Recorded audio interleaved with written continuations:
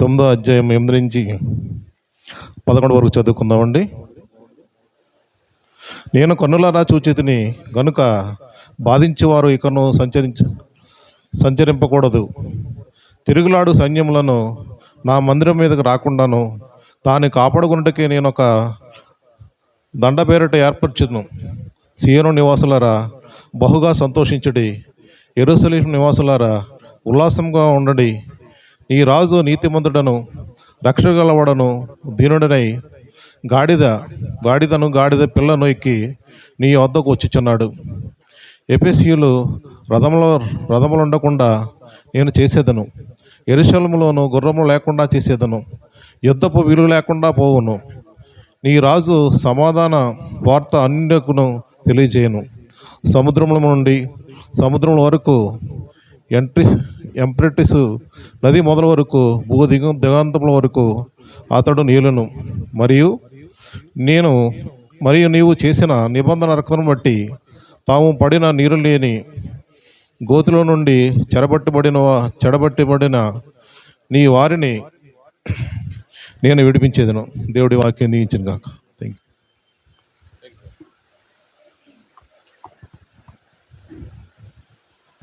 అండి. అలాగే రెండో వాక్య భాగము మత్తయి సువార్త 21:1 నుంచి 5 వరకు నీతో వచ్చి చదవాలని కోరుచున్నాను.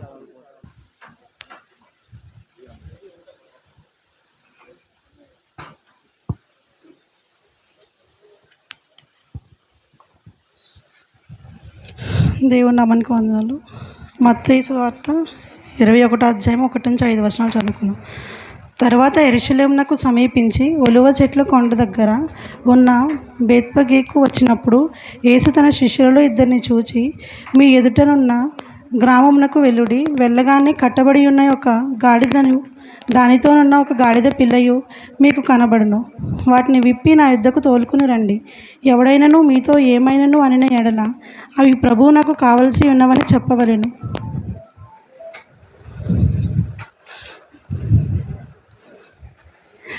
వెంటనే అతడు వాటిని తోలి పెట్టుకుని చెప్పి వారిని పంపెను. ప్రవక్త వలన చెప్పబడినది నెరవేరునట్లు ఇది జరిగెను.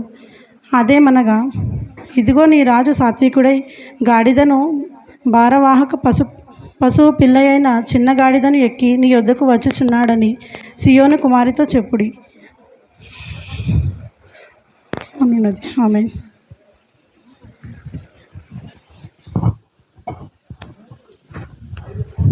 వాక్యం చదివిన అనితకి సంఘతర్పణ వందనాలండి.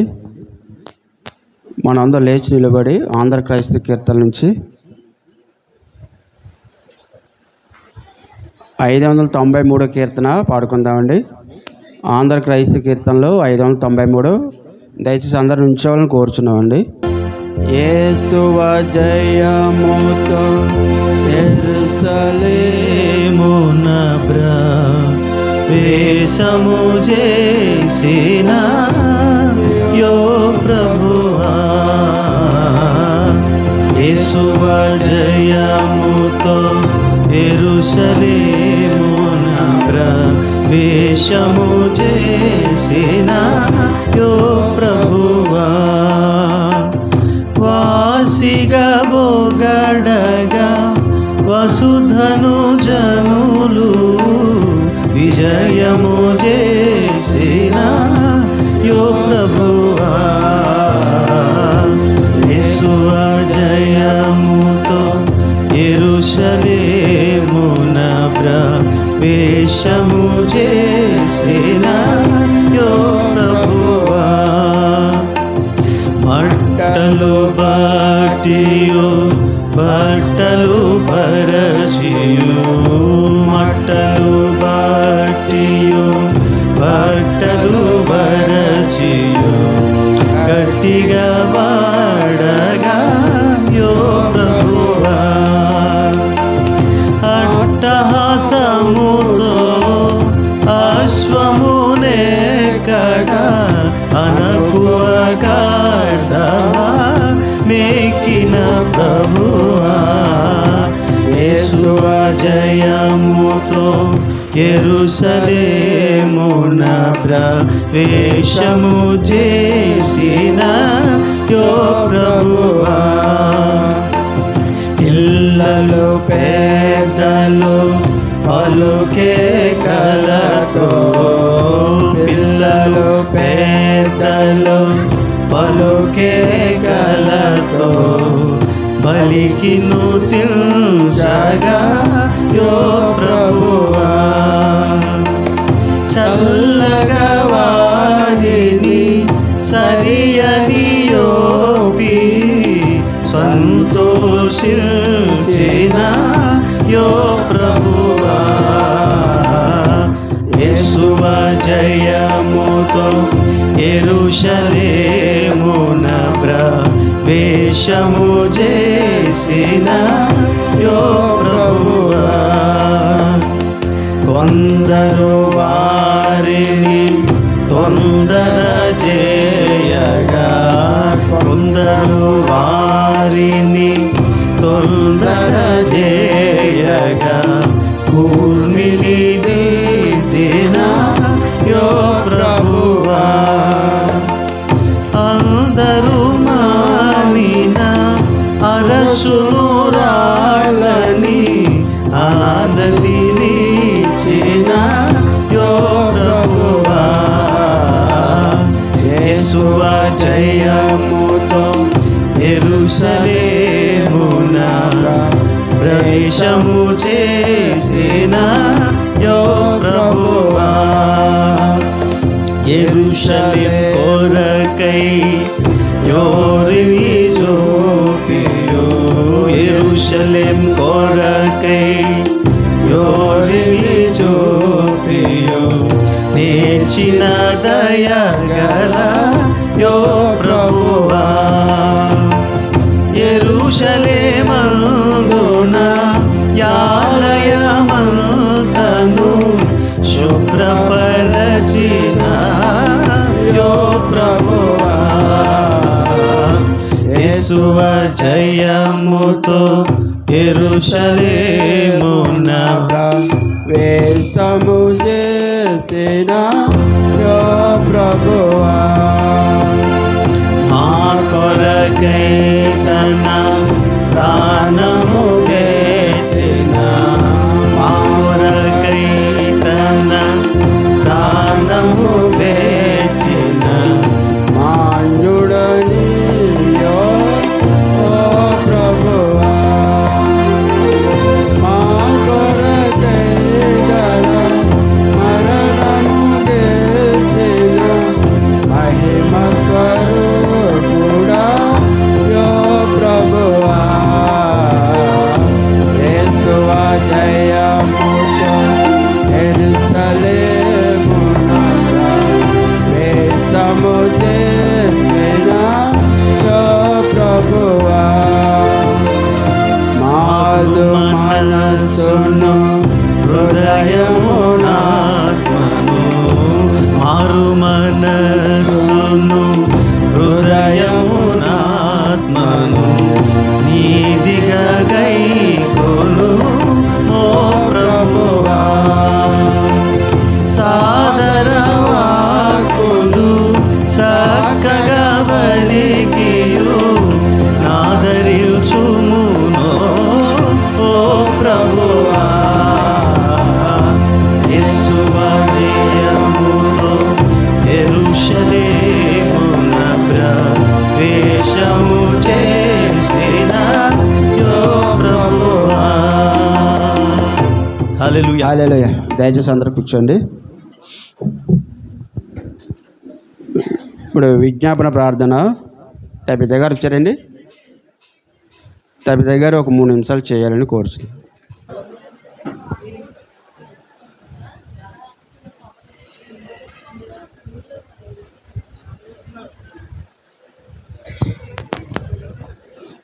Praise be to God. ప్రార్థన చేసుకుందామండి. స్తోత్రం స్తోత్రం స్తోత్రం స్తోత్రం. సర్వశక్తిమంతుడా, సర్వాధికారి, నిత్యుడగు తండ్రి, సమాధానకర్త, నిన్న నేడు నిరంతరం ఏకరీతికున్న మా యేసయ్య, నీ పాదములకు వేలాది వందనములు, స్తోత్రములు, స్తుతులు చెల్లించుకుంటున్నాం నాయనా. ఈరోజు ప్రభువా నీ జయప్రవేశము దినము నాడు ప్రభా మమ్మల్ని అందరినీ ఇక్కడికి కూడుకున్నకి నువ్వు ఇచ్చిన కృపకై నీకు వందనాలు ప్రభా. ప్రొద్దున జరిగిన కార్యక్రమం అంతట్లో ప్రభా నువ్వు తోడుగా ఉండి ప్రభా నీ నీ నీ పేరుకే ఘనత మహిమ ప్రభావములు కలుగునట్లుగా ప్రభా ఘనముగా జరిపించినందుకు నీకు వందనాలు తండ్రి. కూడిచు వచ్చిన ప్రతి వారిని దీవించండి తండ్రి. ప్రభు మార్నింగ్ జరిగిన కార్యక్రమం అంతట్లో నీ హస్తం మాకు తోడుగా ఉంచావు నాయన. నీ నామమును మేము స్తుతించి నిన్ను ఘనపరిచి ప్రభా నీ సువార్తను చాటే విషయంలో ప్రభా మాకు కృపనిచ్చావు నాయన. నీకు వందనాలు తండ్రి. ఏ విధమైన శోధన అలజడ లేకుండా ప్రభా నువ్వు కాచి కాపాడి ప్రభా ఘనంగా జరిపించుకోవడానికి నీ కృపనిచ్చావు. నీకు తండ్రి నీకు వందనాలు నాయన. ప్రభా ఇప్పుడు జరగబోయే ఆరాధన అంతట్లో నీ కృపను తోడుగా ఉంచండి నాయన. ప్రభా జరగబోయే ప్రతి ఒక్క కార్యక్రమంలో నీ హస్తం తోడుగా ఉంచమని అడుగుచున్నాం ప్రభా. మరి ముఖ్యంగా నాయనా దినములు చెడ్డవి కనుక ప్రభా నీ సన్నిధానంలో ప్రభా మేము ప్రతి విషయంలో ప్రభా నిన్ను గోజాడి ప్రభా నీ దగ్గర ప్రతి విషయంలో ప్రతి సమస్యను ప్రభా నీ ముందు పెట్టి మేము నిన్ను అడిగి నీ నుంచి మేము జవాబు పొందుకొని అటు రీతిగా జీవించడానికి మాకు కృపను దయచేయండి తండ్రి. ప్రభా మరి ముఖ్యంగా ఇంకా రావాల్సిన వాళ్ళు ఎవరెవరైతే ఉన్నారో వాళ్ళందరినీ సకాలంలో తీసుకురామని అడుగుచున్నాం ప్రభా. విత్తబోయే వాక్యము ప్రభా ఇక్కడ జరగబోయే ఆరాధన అంతట్లో నీ తోడుంచమని అడుగుచున్నాం నాయన. మరి ముఖ్యంగా ప్రభా ఎవరైతే అనారోగ్యములతో ఉన్నారో ప్రభా వారందరినీ ఒకసారి జ్ఞాపకం చేసుకోమని అడుగుచున్నాం ప్రభా. ప్రభా ఫ్లూ అనేది ఇప్పుడు ఎక్కువగా ఉందని వింటున్నాం నాయన. ప్రభా కోవిడ్ టైం అంతట్లోనూ మమ్మల్ని ప్రభా నీ బలిష్టమైన రెక్కల కింద ప్రభా నీ ఆరోగ్యకరమైన రెక్కల కింద మమ్మల్ని భద్రపరిచి ప్రభా ఈరోజు చూడలేని వారు ఎంతోమంది ఉన్నారు ప్రభా. అయితే వాళ్ళకన్నా మేము ఘనులం కాదు నాయన.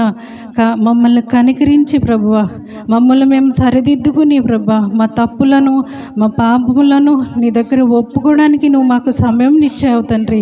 అది మేము గుర్తెరిగి ప్రభా అట్టి రీతిగా మమ్మల్ని మేము సమర్పించుకుని కరెక్ట్ అయిన జీవితం జీవించడానికి మాకు కృపనివ్వమని అడుగుచున్నాం నాయన. ప్రభా ప్రతి ఒక్క అనారోగ్యంని ప్రతి ఒక్క బలహీనతని ప్రభా నీ చేతులకు అప్పగించుకుంటున్నాం నాయన. నువ్వు పొందిన గాయముల చేత మాకు స్వస్థత కలుగుచున్నదని నువ్వు వాగ్దానం చేసావు నాయన. ఆ వాగ్దానమును మేము పట్టుకుని ప్రభా ప్రతి ఒక్క సమస్యలో ప్రతి ఒక్క అనారోగ్యంలో ప్రభా నిన్ను మేము గుర్తెరిగి నీ వాగ్దానమును పట్టుకుని అడిగి నిన్ను గోడ్జాడి ప్రభా మాకు స్వస్థత కలుగులాగిన ప్రభా మేము నిన్ను ప్రార్థించే కృపను మాకు దయచేయండి ప్రభా. ప్రతి విషయంలో ప్రభా నీ మీద మేము ఆధారపడి జీవించడానికి కృపనివ్వండి నాయన. మా ఆలోచన కాదు నాయన, మా బలము కాదు నాయన, మా ధనము కాదు నాయన. ప్రభా కేవలం నీ మీద ఆధారపడి మేము జీవించడానికి మాకు కృపనివ్వండి నాయన. ఇప్పుడు వచ్చిన బిడ్డలందరినీ దీవించండి ప్రభా. పిల్లల ఎగ్జామ్స్ విషయమై నీ చేతులకు అప్పగించుకుంటున్నాం నాయన. చాలామంది ఇంటరు 10th ఇంకా అకాడమిక్ ఇయర్లో ప్రభా పిల్లలు రాయిచుండగా ప్రభా వాళ్ళ ఎగ్జామ్స్ అంతట్లో నీ కృపను తోడుగా ఉంచండి ప్రభా. ఎవరైతే నీట్ ఎగ్జామ్కి ప్రిపేర్ అవుతున్నారో ప్రభా వాళ్ళకి నీ సహాయం దయచేయండి. మంచి జ్ఞానంనివ్వండి, మంచి ఆరోగ్యంనివ్వండి నాయన. వాళ్ళకున్న టెన్షన్ అంతటినీ తీసివేసి ప్రభా వారికి మంచి జ్ఞానంనిచ్చి శాంతంగా ప్రభా ఏ టెన్షన్ లేకుండా ఎగ్జామ్ని మంచిగా ఎదుర్కోవడానికి నీ కృపను అనుగ్రహించమని ఈ చిన్న ప్రార్థనని పాద సన్నిధికి చేర్చుకుని ప్రతిఫలం దయచేయమని యేసయ్య దివ్యమైన నామంలో మిక్కిలి వినమ్రతో బ్రతిమాలి వేడుకుంటున్నాం తండ్రి. ఆమేన్.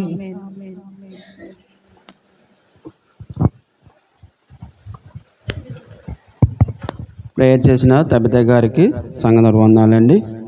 ఇప్పుడు ప్రత్యేక కానుకలు సమర్పించుకుందామండి. దేవుడు మన ఎడల మన కుటుంబం చేసిన మేలుకై ప్రత్యేక కానుకలు సమర్పించుకుందామండి. ప్రత్యేక కానుకలు ముందుగా ప్రత్యేక చెప్పవలసిందిగా అయ్యగారిని కోరుచున్నామండి. ప్రైజ్ లార్డ్, హల్లెలూయా. దేవునికి స్తోత్రం కలుగును గాక. దేవుని బిడ్డలారా, మరి ఈ రోజు మొదలుకొని వారం చివరి వరకు నూతన జన్మదిన వివాహ దినాలు జరుపుకోబోతున్నటువంటి బిడ్డల కోసం జ్ఞాపకం చేస్తా ఉన్నామండి. మరి ఈరోజు నూతన జన్మదినం జరుపుకుంటున్నటువంటి మరి దివంగతులైనటువంటి నేరేడుపల్లి రమణ గారు, మరి నేరేడుపల్లి మరియమ్మ గారి దంపతుల యొక్క కుమారుడు జాన్ నూతన జన్మదినం జరుపుకుంటున్నాడండి. మరి జాన్కి జన్మదిన శుభాకాంక్షలు తెలియజేస్తుంటున్నాం. అలాగే మరి రేపు శుక్రవారం నాడు నూతన జన్మదినం జరుపుకోబోతున్నటువంటి దివంగతులైనటువంటి బంగారు ప్రభుదాస్ గారి యొక్క సత్యమని బంగారు ప్రశాంతి నూతన జన్మదినం జరుపుకోబోతుందండి. ప్రశాంతి కూడా జన్మదిన శుభాకాంక్షలు తెలియజేస్తున్నాం. ఇంకా వీరితో పాటు ఇంకెవరు ఉన్నట్లయితే వారికి అందరికి కూడా జన్మదిన వాహదిన శుభాలు తెలియజేస్తున్నాం. Thank you. God bless you.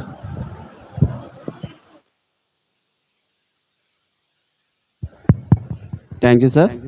ఇప్పుడు ప్రత్యేక కానుకలు సమర్పించుకుందామండి. యూత్ బిడ్డలు వచ్చి పాట పాడాలని కోరుచున్నామండి.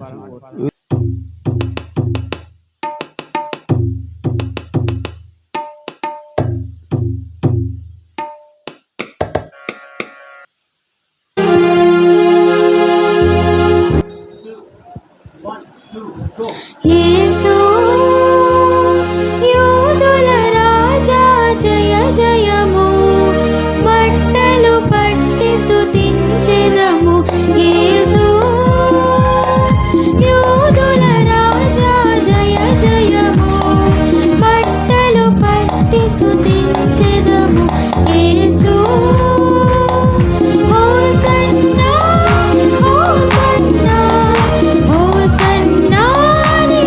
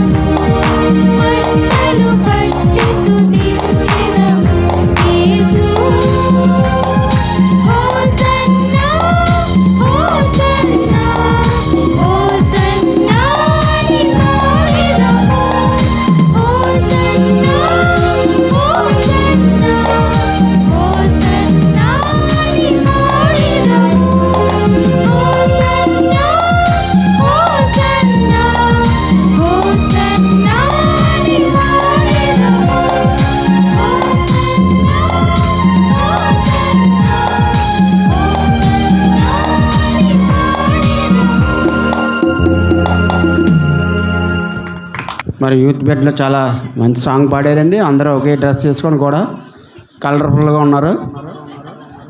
చాలా బాగున్నారు యూత్. మరి మగవాళ్ళకి ఏ డ్రెస్ ఇచ్చారో తెలియదు మరి యూత్కి. షూట్లు అండి. మరి ప్రత్యేక కానుకలు ఇచ్చిన వారు ముందుకు రావాలండి. అయ్యగారు ప్రార్థన చేస్తారండి. సరే ప్రార్థన చేద్దామండి.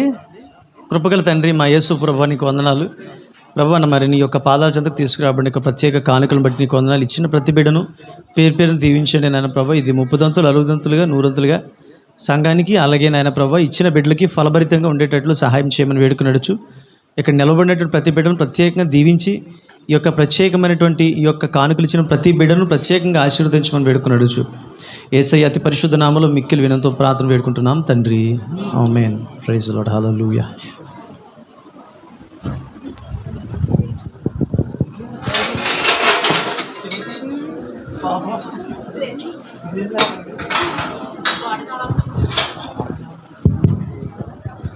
ప్రార్థన చేసిన అయ్యగారికి సంగతి పొందాలండి. అలాగే ఇప్పుడు వారపు కానుకలు సమర్పించుకుందామని స్పెషల్ సాంగ్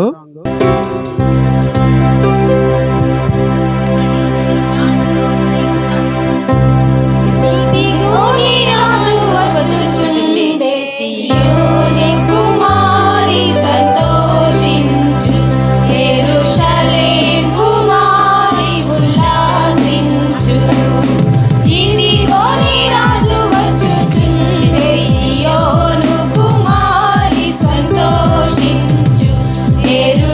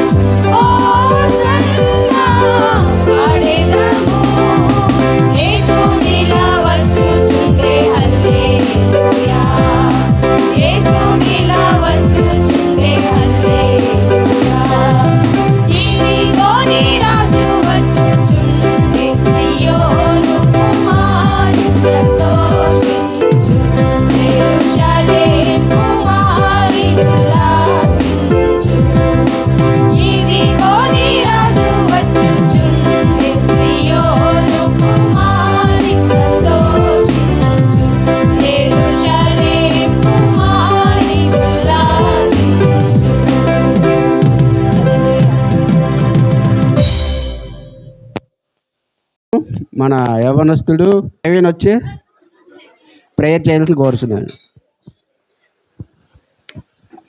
దయచేసి అందరూ నిశ్శబ్దంగా కళ్ళు మూసుకోండి, నిశ్శబ్దంగా ఉండాలి. అమ్మా, స్తుతి స్తుతి స్తోత్రము స్తోత్రము స్తోత్రము నాయన పరిశుద్ధుడా, మాకు ఇంతటి మహాభాగ్యాన్ని మంచి అవకాశాన్ని దయచేసి మీ సన్నిధి ఉండే అదృష్టాన్ని మాకు తెలియజేసినందుకు వందనాలు దేవా.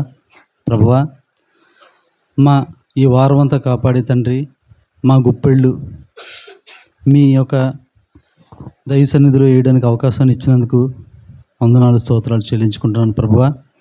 ఇందులో ఉన్న ప్రతి రూపాయి కూడా బాధ్యతగా తండ్రి మేము వ్యవహరించి మీ యొక్క సేవలో మేము వాడుటకు సహాయం చేయమని, ఇచ్చిన ప్రతి చేతిని, వారి కుటుంబాన్ని, వారి ఉద్యోగాలని కూడా అత్యధికంగా దీవించి ఆశీర్వదించమని, ఎటువంటి లోటుపాట్లు లేకుండా వారిని కాపాడమని, సర్వం సమయం కూడా తండ్రి తమ యొక్క ఆధీనంలో ఉంచుకోమని, ఈ చిన్న ప్రార్థన తప్పుంటే క్షమించమని యేసునామమున అడిగి వేడుకుంటున్నాను తండ్రి, ఆమేన్.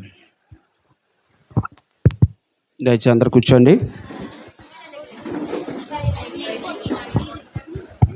మరి ఇవాళ మట్ల ఆదివారం కనుక ఈరోజు ఈ ఆదివారం సాక్ష్యాలు ఉండవని అయ్యగారు చెప్పారండి. మరి వచ్చే వారం ఎవరైనా చెప్పాలనుకుంటే చెప్పచ్చండి. ఇప్పుడు ప్రకటనలో మన పెద్దల మోజెస్ గారు వచ్చి తెలియజేసింది కోరుచున్నామండి.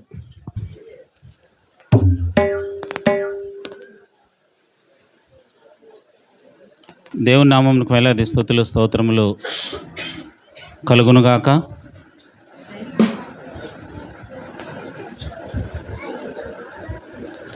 ఇంకా ఏదో మాట్లాడుతున్నారు.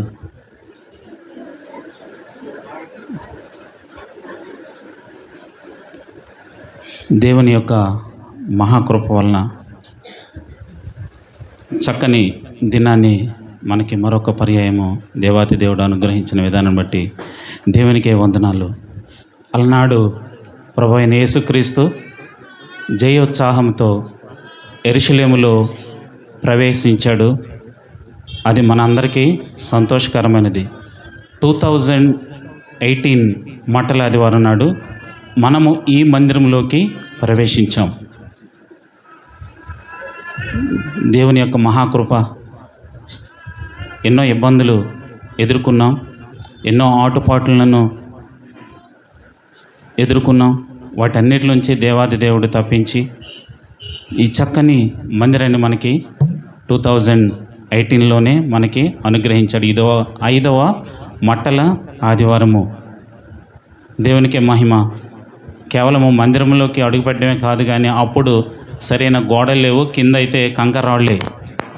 అటువంటి పరిస్థితుల నుంచి ఈరోజు ప్రతి సంవత్సరం అంచెలంచెల వారిగా మనల్ని దేవుని యొక్క మహాకృపతోటి ఆయన అభివృద్ధి పరుస్తూ ఉన్నాడు. చక్కగా ఫ్లోర్ వేయించుకోవడం, చక్కని గోడలు, కలర్స్, అలాగే లాస్ట్ ఇయర్ ఈ పైన సీలింగు, ఈ సంవత్సరం ఏసీ, ఇట్లా ప్రతి సంవత్సరం ఇంకా బ్యాక్నైతే వెళ్ళి చూసినట్లయితే అందరికీ తెలుసు వాష్రూమ్ మరియు ప్రాముఖ్యమైన బాప్తిసం కుండి, ఇట్లా ఒకటేమిటి ప్రతి సంవత్సరం ఏదో ఒక నూతనమైన దాంతో దేవాది దేవుడు మనల్ని అభివృద్ధి పరుస్తూ ఉన్నాడు. నన్ను గణపరచవాలని నేను గణపరుస్తానని చెప్పిన విధంగా ఆయన్ని మనం ఇక్కడ వచ్చి మనమందరము గణపరుస్తూ ఉన్నాం, ఆయన ఆరాధిస్తూ ఉన్నాం. అట్టి విధముగా మనకి ఏమైతే అక్కర్లు ఉన్నాయో వాటన్నిటిని మనకి అనుగ్రహించడం ద్వారా మనల్ని దేవాది దేవుడు అట్టి విధముగా మనల్ని కూడా ఘనపరుస్తూ ఉన్న విధానం బట్టి దేవునికే వందనాలు స్తోత్రాలు. అలనాడు చాలా తక్కువ మంది విశ్వాసులతోటి ఈ యొక్క ప్రారంభం జరిగింది ఈ మందిరంలో.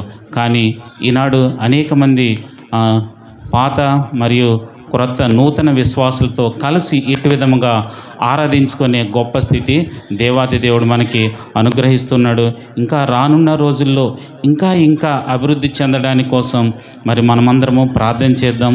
ఇంకా ఈ యొక్క గోడలు ఏవైతే ఉన్నాయో వాటిని ఇంకా మనం సరిహద్దుల్ని చెరిపేసుకుంటూ ఇంకా ఇంకా వెనక్కి జరుపుకొని వెళ్ళే స్థితి కూడా కావాలని, రావాలని మనమందరము అనుదినము మన యొక్క కుటుంబ ప్రార్థనలో, సంఘ ప్రార్థనలో మనము జ్ఞాపకం చేసుకోవాలని ప్రభు పేరట అందరికీ మనవి చేస్తూ ఉన్నాను. ఈరోజు సాయంకాలము 6 గంటలకు ఒక షార్ట్ మూవీ జీసస్ క్రైస్ట్ సంబంధించి ఒక షార్ట్ మూవీ ప్రదర్శించబడుతుంది. దయించి అందరూ ఈవినింగ్ మరి 6 కల్లా రావాల్సిందిగా కోరుతున్నాము.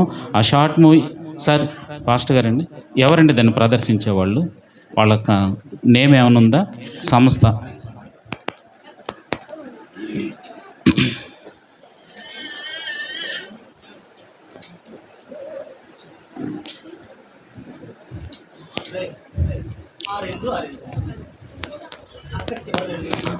Global Christian Empowerment association.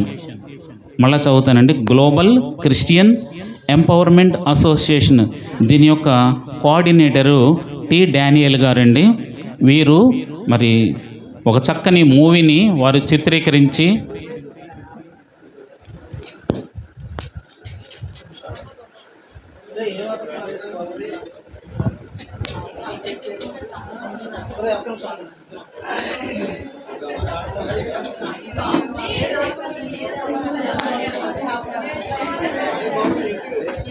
ఇంకా మూవీ ప్రదర్శించబడట్లేదు కదా, లైట్లు ఎప్పుడు ఆఫ్ చేస్తున్నారేంటి?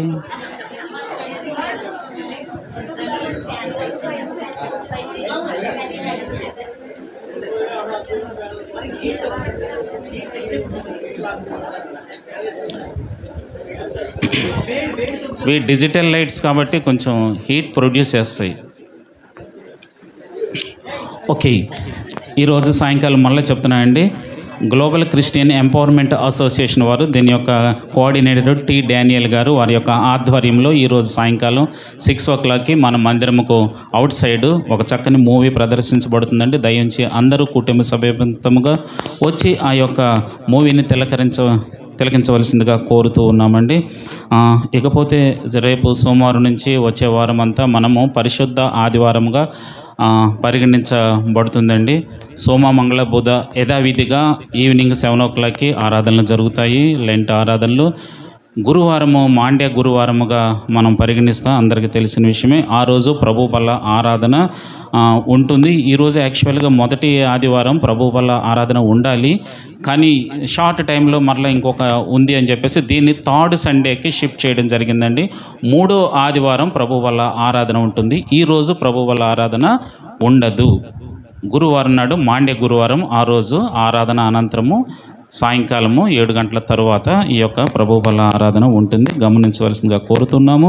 అదేవిధంగా శుక్రవారం నాడు మన అందరికీ తెలిసిన విధముగా మరి గుడ్ ఫ్రైడే, ఆ రోజు ఉదయం 11 గంటల నుంచి 3 గంటల వరకు శ్రమ కూడికలు 7 మాటలు, సిలువుపై పలికిన 7 మాటలు ధ్యానించడం జరుగుతుందండి. అందులో మరి కొన్ని మాటలు మన స్థానిక సంఘ కాపరి గారు పంచుకుంటారు, అలాగే పాస్టమ్మ గారు, అలాగే బయట నుంచి థియాలజికల్ కాలేజ్ నుంచి వస్తున్న ఒకరండి, 2 సహోదరులు.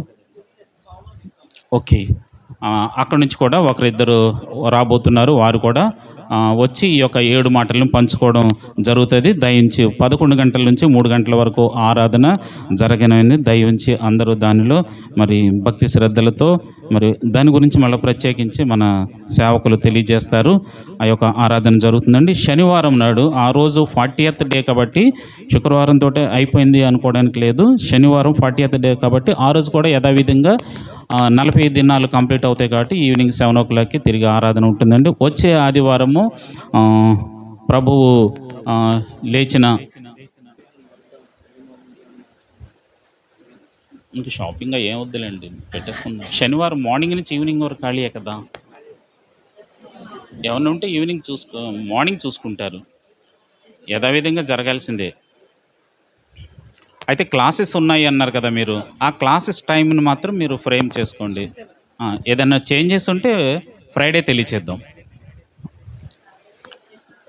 సాటర్డే అయితే మాత్రం ఆరాధన ఉంటుంది. అవన్నీ మన కన్వీనియంట్ ప్రకారంగా మార్చుకుందాం. ఓకే, ఆదివారం నాడు యథావిధి పునరుద్ధాన ఆదివారము ఉదయం 5 గంటలకు సన్ రైజ్ సర్వీస్ జరుగుతుందండి. ఆ సమయంలోనే బాప్తిసానికి సిద్ధపడిన వారు ఎవరైతే ఉన్నారో వారందరూ మంగళవారం, బుధవారం నాడు క్లాసెస్ ఉన్నాయి, అదే దైవజనులు తెలియజేస్తారు. అలాగే శనివారం 3 క్లాసెస్ ఉన్నాయి, వాటికి తప్పక అటెండ్ కావాల్సిందిగా కోరుతున్నాము. బాప్తిసాన్ని సిద్ధపడిన వారు ఆదివారం ఉదయం 5 గంటలకే మందిరానికి సిద్ధపడి వచ్చినట్లయితే ఆయా బాప్తీస కార్యక్రమం జరుగుతుంది. దయించి మరి తప్పక సంఘమంతా కలిసి ఆయా కార్యక్రమాల్లో పరిశుద్ధ కార్యక్రమం అది అందరూ దాంట్లో పార్టిసిపేట్ చేయవలసిందిగా కోరుతున్నాము. ఉదయం 7 గంటల నుంచి 9 గంటల వరకు ఆరాధన జరుగుతుందండి. తరువాత 12 గంటలకు ప్రేమ విందు మనం ఏర్పాటు చేసుకున్నాము. ఆ యొక్క విందు కార్యక్రమాలు కూడా ఉన్నాయి. వాటన్నిటిలో కూడా చక్కగా అందరూ కుటుంబ సమేతంగా పాలు పంపులు పొందుకొని దేవుని యొక్క దీవెనలు ఆశీర్వాదాలు పొందుకోవాల్సిందిగా కోరుతూ ఉన్నాము. ఇంకా ఏమైనా ప్రకటనలు ఉంటే తదుపరి తెలియజేయబడతాయండి. ఏ రోజండి? ఈరోజు ఈవినింగ్ 6:30కి ఈ యొక్క మూవీ ప్రదర్శించబడుతుంది. దయించి అందరూ తిలకించవలసిందిగా కోరుతాను. అందరూ రండి తప్పకుండా. మన చర్చ్కి ముందే పోలీసు వారి పర్మిషన్ కూడా మన సహోదరుడు ప్రవీణ్ పోలీసు వారి దగ్గర నుంచి పర్మిషన్ కూడా తీసుకోవడం జరిగింది. అదేవిధంగా ఈ యొక్క మటల ఆదివారం మరింత ఘనంగా జయకరంగా జరగడానికి దీని వెనకాల ఎంతోమంది కృషి ఉంది. మట్టలు ఇవన్నీ సహోదరుడు ప్రవీణ్ ఇంకా చర్చి మెంబర్స్ చాలామంది యూత్ వీరందరూ వెళ్ళి మటల్ని నిన్న ఉదయాన్నే 10 గంటలకే తీసుకొచ్చి అరేంజ్ చేయడం జరిగింది. అలాగే 11th అవర్లో లాస్ట్ని ఈ యొక్క బ్యానరు మన మార్తా గారు, అలేఖ్య గారు అండ్ రమేష్ గారు వారి సాయంత్రం రాత్రి 10 గంటలకు వెళ్ళి ఆ షాప్ దగ్గర ఉండి అప్పటికప్పుడు ప్రింట్ చేయించి అరేంజ్ చేయడం జరిగింది. ఈరోజు మరి అలాగే ఈ యొక్క కార్యక్రమం నగర సంకీర్తన అనంతరం సహోదరి తబిత గారు చక్కని అల్పాహారం మార్నింగ్ టిఫిన్ మరి అరేంజ్ చేశారు. చక్కని టిఫిన్ అరేంజ్ చేసినందుకు ఆ సహోదరికి కూడా సంఘం తరపున వందనాలు తెలియజేస్తున్నాం. అలాగే పిల్లలైన వారు చాలా చక్కగా కంటిన్యూస్గా అలా పాటలు పాడుతూనే ఉన్నారు మైక్ తీసుకొని. అందులో భూపతి గారి కుమార్తె అలాగే అండ్ జై కుమార్ గారి పెద్ద కుమార్తె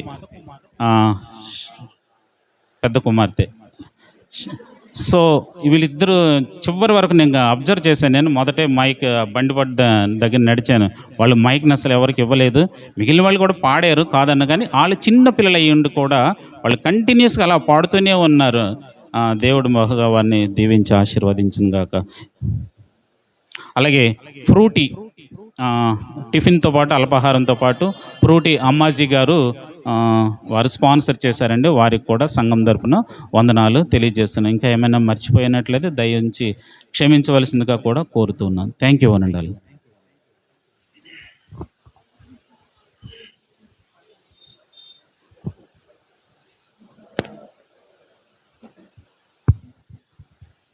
ప్రకటన చెప్పిన ఓజస్ గారికి సంఘ వందనాలండి. మరందరూ నిలవబడి ప్రైజ్ అండ్ వర్షిప్ చేసుకుని అయ్యగారి వాక్యం అందించిన తర్వాత పరలోక ప్రార్థన అయ్యగారి ఆశీర్వాదంతో ఈ యొక్క ఆరాధన ముగించుకుందామండి. దయచేసి అందరూ నిల్చోవలసిందిగా కోరుచున్నాం. మరి ఇందాక చక్కటి కీర్తన మరి స్త్రీ తల్లులు తర్వాత యూత్ వరకు కూడా చక్కటి అద్భుతమైన కీర్తనలు పాడారండి. చాలా చక్కగా పాడారు. అయితే మరి యూత్ వారు ఒక పాట పాడారు కదా, ఏం పాట అది? యేసు యూదుల రాజా. ఈ పాట రాసింది ఎవరో తెలుసా మీకు? పాస్టమ్ గారు రాశారు. దాన్ని ట్యూన్ చేసింది ఎవరు? వాళ్ళ అమ్మగారు ఆల్రెడీ ట్యూన్ చేసేసి ఉన్నటువంటిది దాన్ని లిరిక్ రాశారన్నమాట. సరే, నేనే ఆశ్చర్యపోయాను. చాలా సంతోషం. సో దేవునికి స్తోత్రం కలుగుగా, దేవునికి మహిమ. మరి ఈ సమయంలో అందరూ కలిసి పాడదామండి. జయ జెండా పట్టుకున్నదో మనం వీరులకే నరిచేద్దాం. కొంచెం ఉజ్జీవ కీర్తనలో అందరూ ఉజ్జీవంగా గట్టిగా అందరూ మన దగ్గర ఉన్నటువంటి ఉజ్జీవ కీర్తన పంచుకుందాం అండి. 348వ కీర్తన సంతోషంగా అందరూ కలిసి పాడుకుందాం అండి. దేవుని మహిమపడదాం. జయ జెండ పట్టుకునేదం మనం వీరుగా నడిచెదము. జయ జెండ పట్టుకునేదం మనం వీరుగా నడిచెదము. ఎల్లువై సతాను వచ్చినం ఆత్మ తానే జెండా పైకెత్తుం.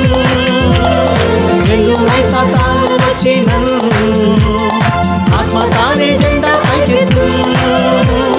జడియకు ఓ సోదరా నీవు జడియకు ఓ సోదరి.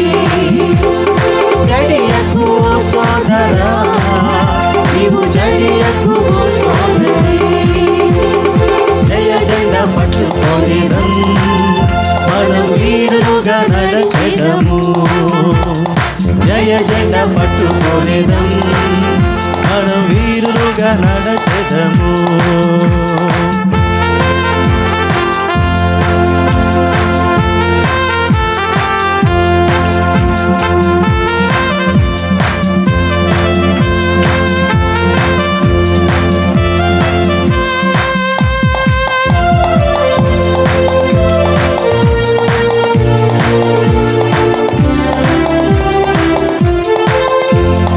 వెయ్యి వేలు శ్రమలొచ్చినను శోకములు దరికి రావు.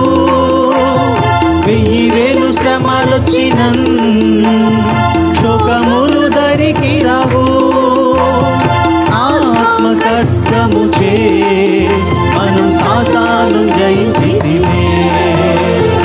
ఆత్మ ఖడ్గము చే మనం సాతాను జయించితిమే. జయ జెండా పట్టుకొనేదం, మనం వీరులుగా నడిచెదము. జయ జెండా పట్టుకొనేదం, మనం వీరులుగా నడిచెదము. చెప్పబడుతుంది. హల్లెలూయా. పుట్టలైనా మెట్టలైనా ప్రభువుని వెంబడిద్దాం. నాగరిపై చేయి ఉంచుదాం. మనం వెనక్కి తిరిగి చూడొద్దు.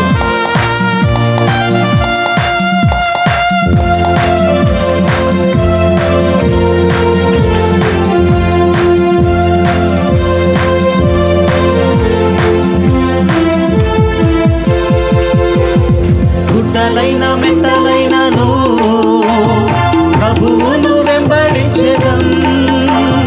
గుట్టలైన మెట్టలైనను ప్రభువును వెంబడించెదం. నాగలిపై చేయి ఉంచెదం, మనం వెనుకకు తిరిగి చూడము. నాగలిపై చేయి ఉంచెదం, మనం వెనకకు తిరిగి చూడము. జయ జెండా పట్టుకొనేదం, మనం వీరులుగా నడిచెదము.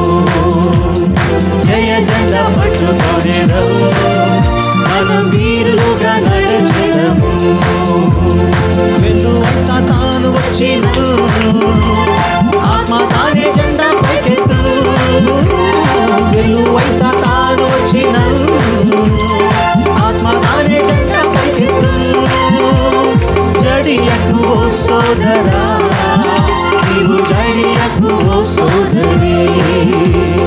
జడియకు ఓ సోదరా, నీవు జడియకు ఓ సోదరి. జయ జయకు ఓ సోదరా, నీవు జడియకు ఓ సోదరి. జడియకు ఓ సోదరా, నీవు జడియకు ఓ సోదరి. హల్లెలూయా. ప్రార్థన చేసుకుందామండి. చప్పట్లు కూడా దేవుని వైపు గట్టిగా గట్టిగా చప్పట్లు కూడా దేవుని వైపు. హల్లెలూయా, హల్లెలూయా. రైట్. ఈ సమయంలో కూడ రత్న కుమార్ గారు వచ్చి మనల్ని ప్రార్థన నడిపిస్తారు. స్తోత్రం స్తోత్రం స్తోత్రం తండ్రి పరిశుద్ధుడా, నీకు వందనాలు. స్తోత్రం తండ్రి ప్రభ. ఇదిగో నా తండ్రి ఉదయం నుంచి నా తండ్రి ప్రభ నాయన మధ్య సంచారం ఎంతగానో చేసి ఉన్నాం తండ్రి ప్రభ. నాయన నీ నామాన తండ్రి ఎంతగానో దాన్ని గనపరుచుకున్నాం తండ్రి ప్రభ. ఉదయం నుంచి నా తండ్రి నాయన మధ్యాహ్న కాలం వరకు ఆయన కాచి కాపాడినందుకు నీకు వందనాలు. స్తోత్రం తండ్రి ప్రభ. ఇగో తండ్రి నేను వాక్కుని చెప్పబోతుండగా తండ్రి నేను దాసును ఆశపరచు తండ్రి నైనా దీవించండి. నైనా వినగలిగే మనసు గ్రహించారో మా అందరికీ దయచేతండి. వచ్చిన ప్రతి బిడ్డని దీవించండి, ఆస్వాదించండి ప్రభా. నీకు వందనాలు తండ్రి. నాయన గొప్ప పండుగనైనా మాకు ఇంత అవకాశాన్ని ఇచ్చావు. నీకు వందనాలు తండ్రి ప్రభా. నీకు స్తోత్రం తండ్రి. నాయన నీకు స్తుతులు చెల్లించుకుంటా నా ప్రార్థన నీ పాచన చేసుకుని నా ప్రార్థన ప్రతిభలు దశమని రజడని చేస్తున్నాను పెచ్చ అడిగి వేడుకుంటున్నాను తండ్రి. ఆమేన్. ప్రభునంద ప్రియులారా, ప్రభు నామములో ఈ ఉదయకాల శుభాలను మరోసారి మీకు తెలియపరుస్తూ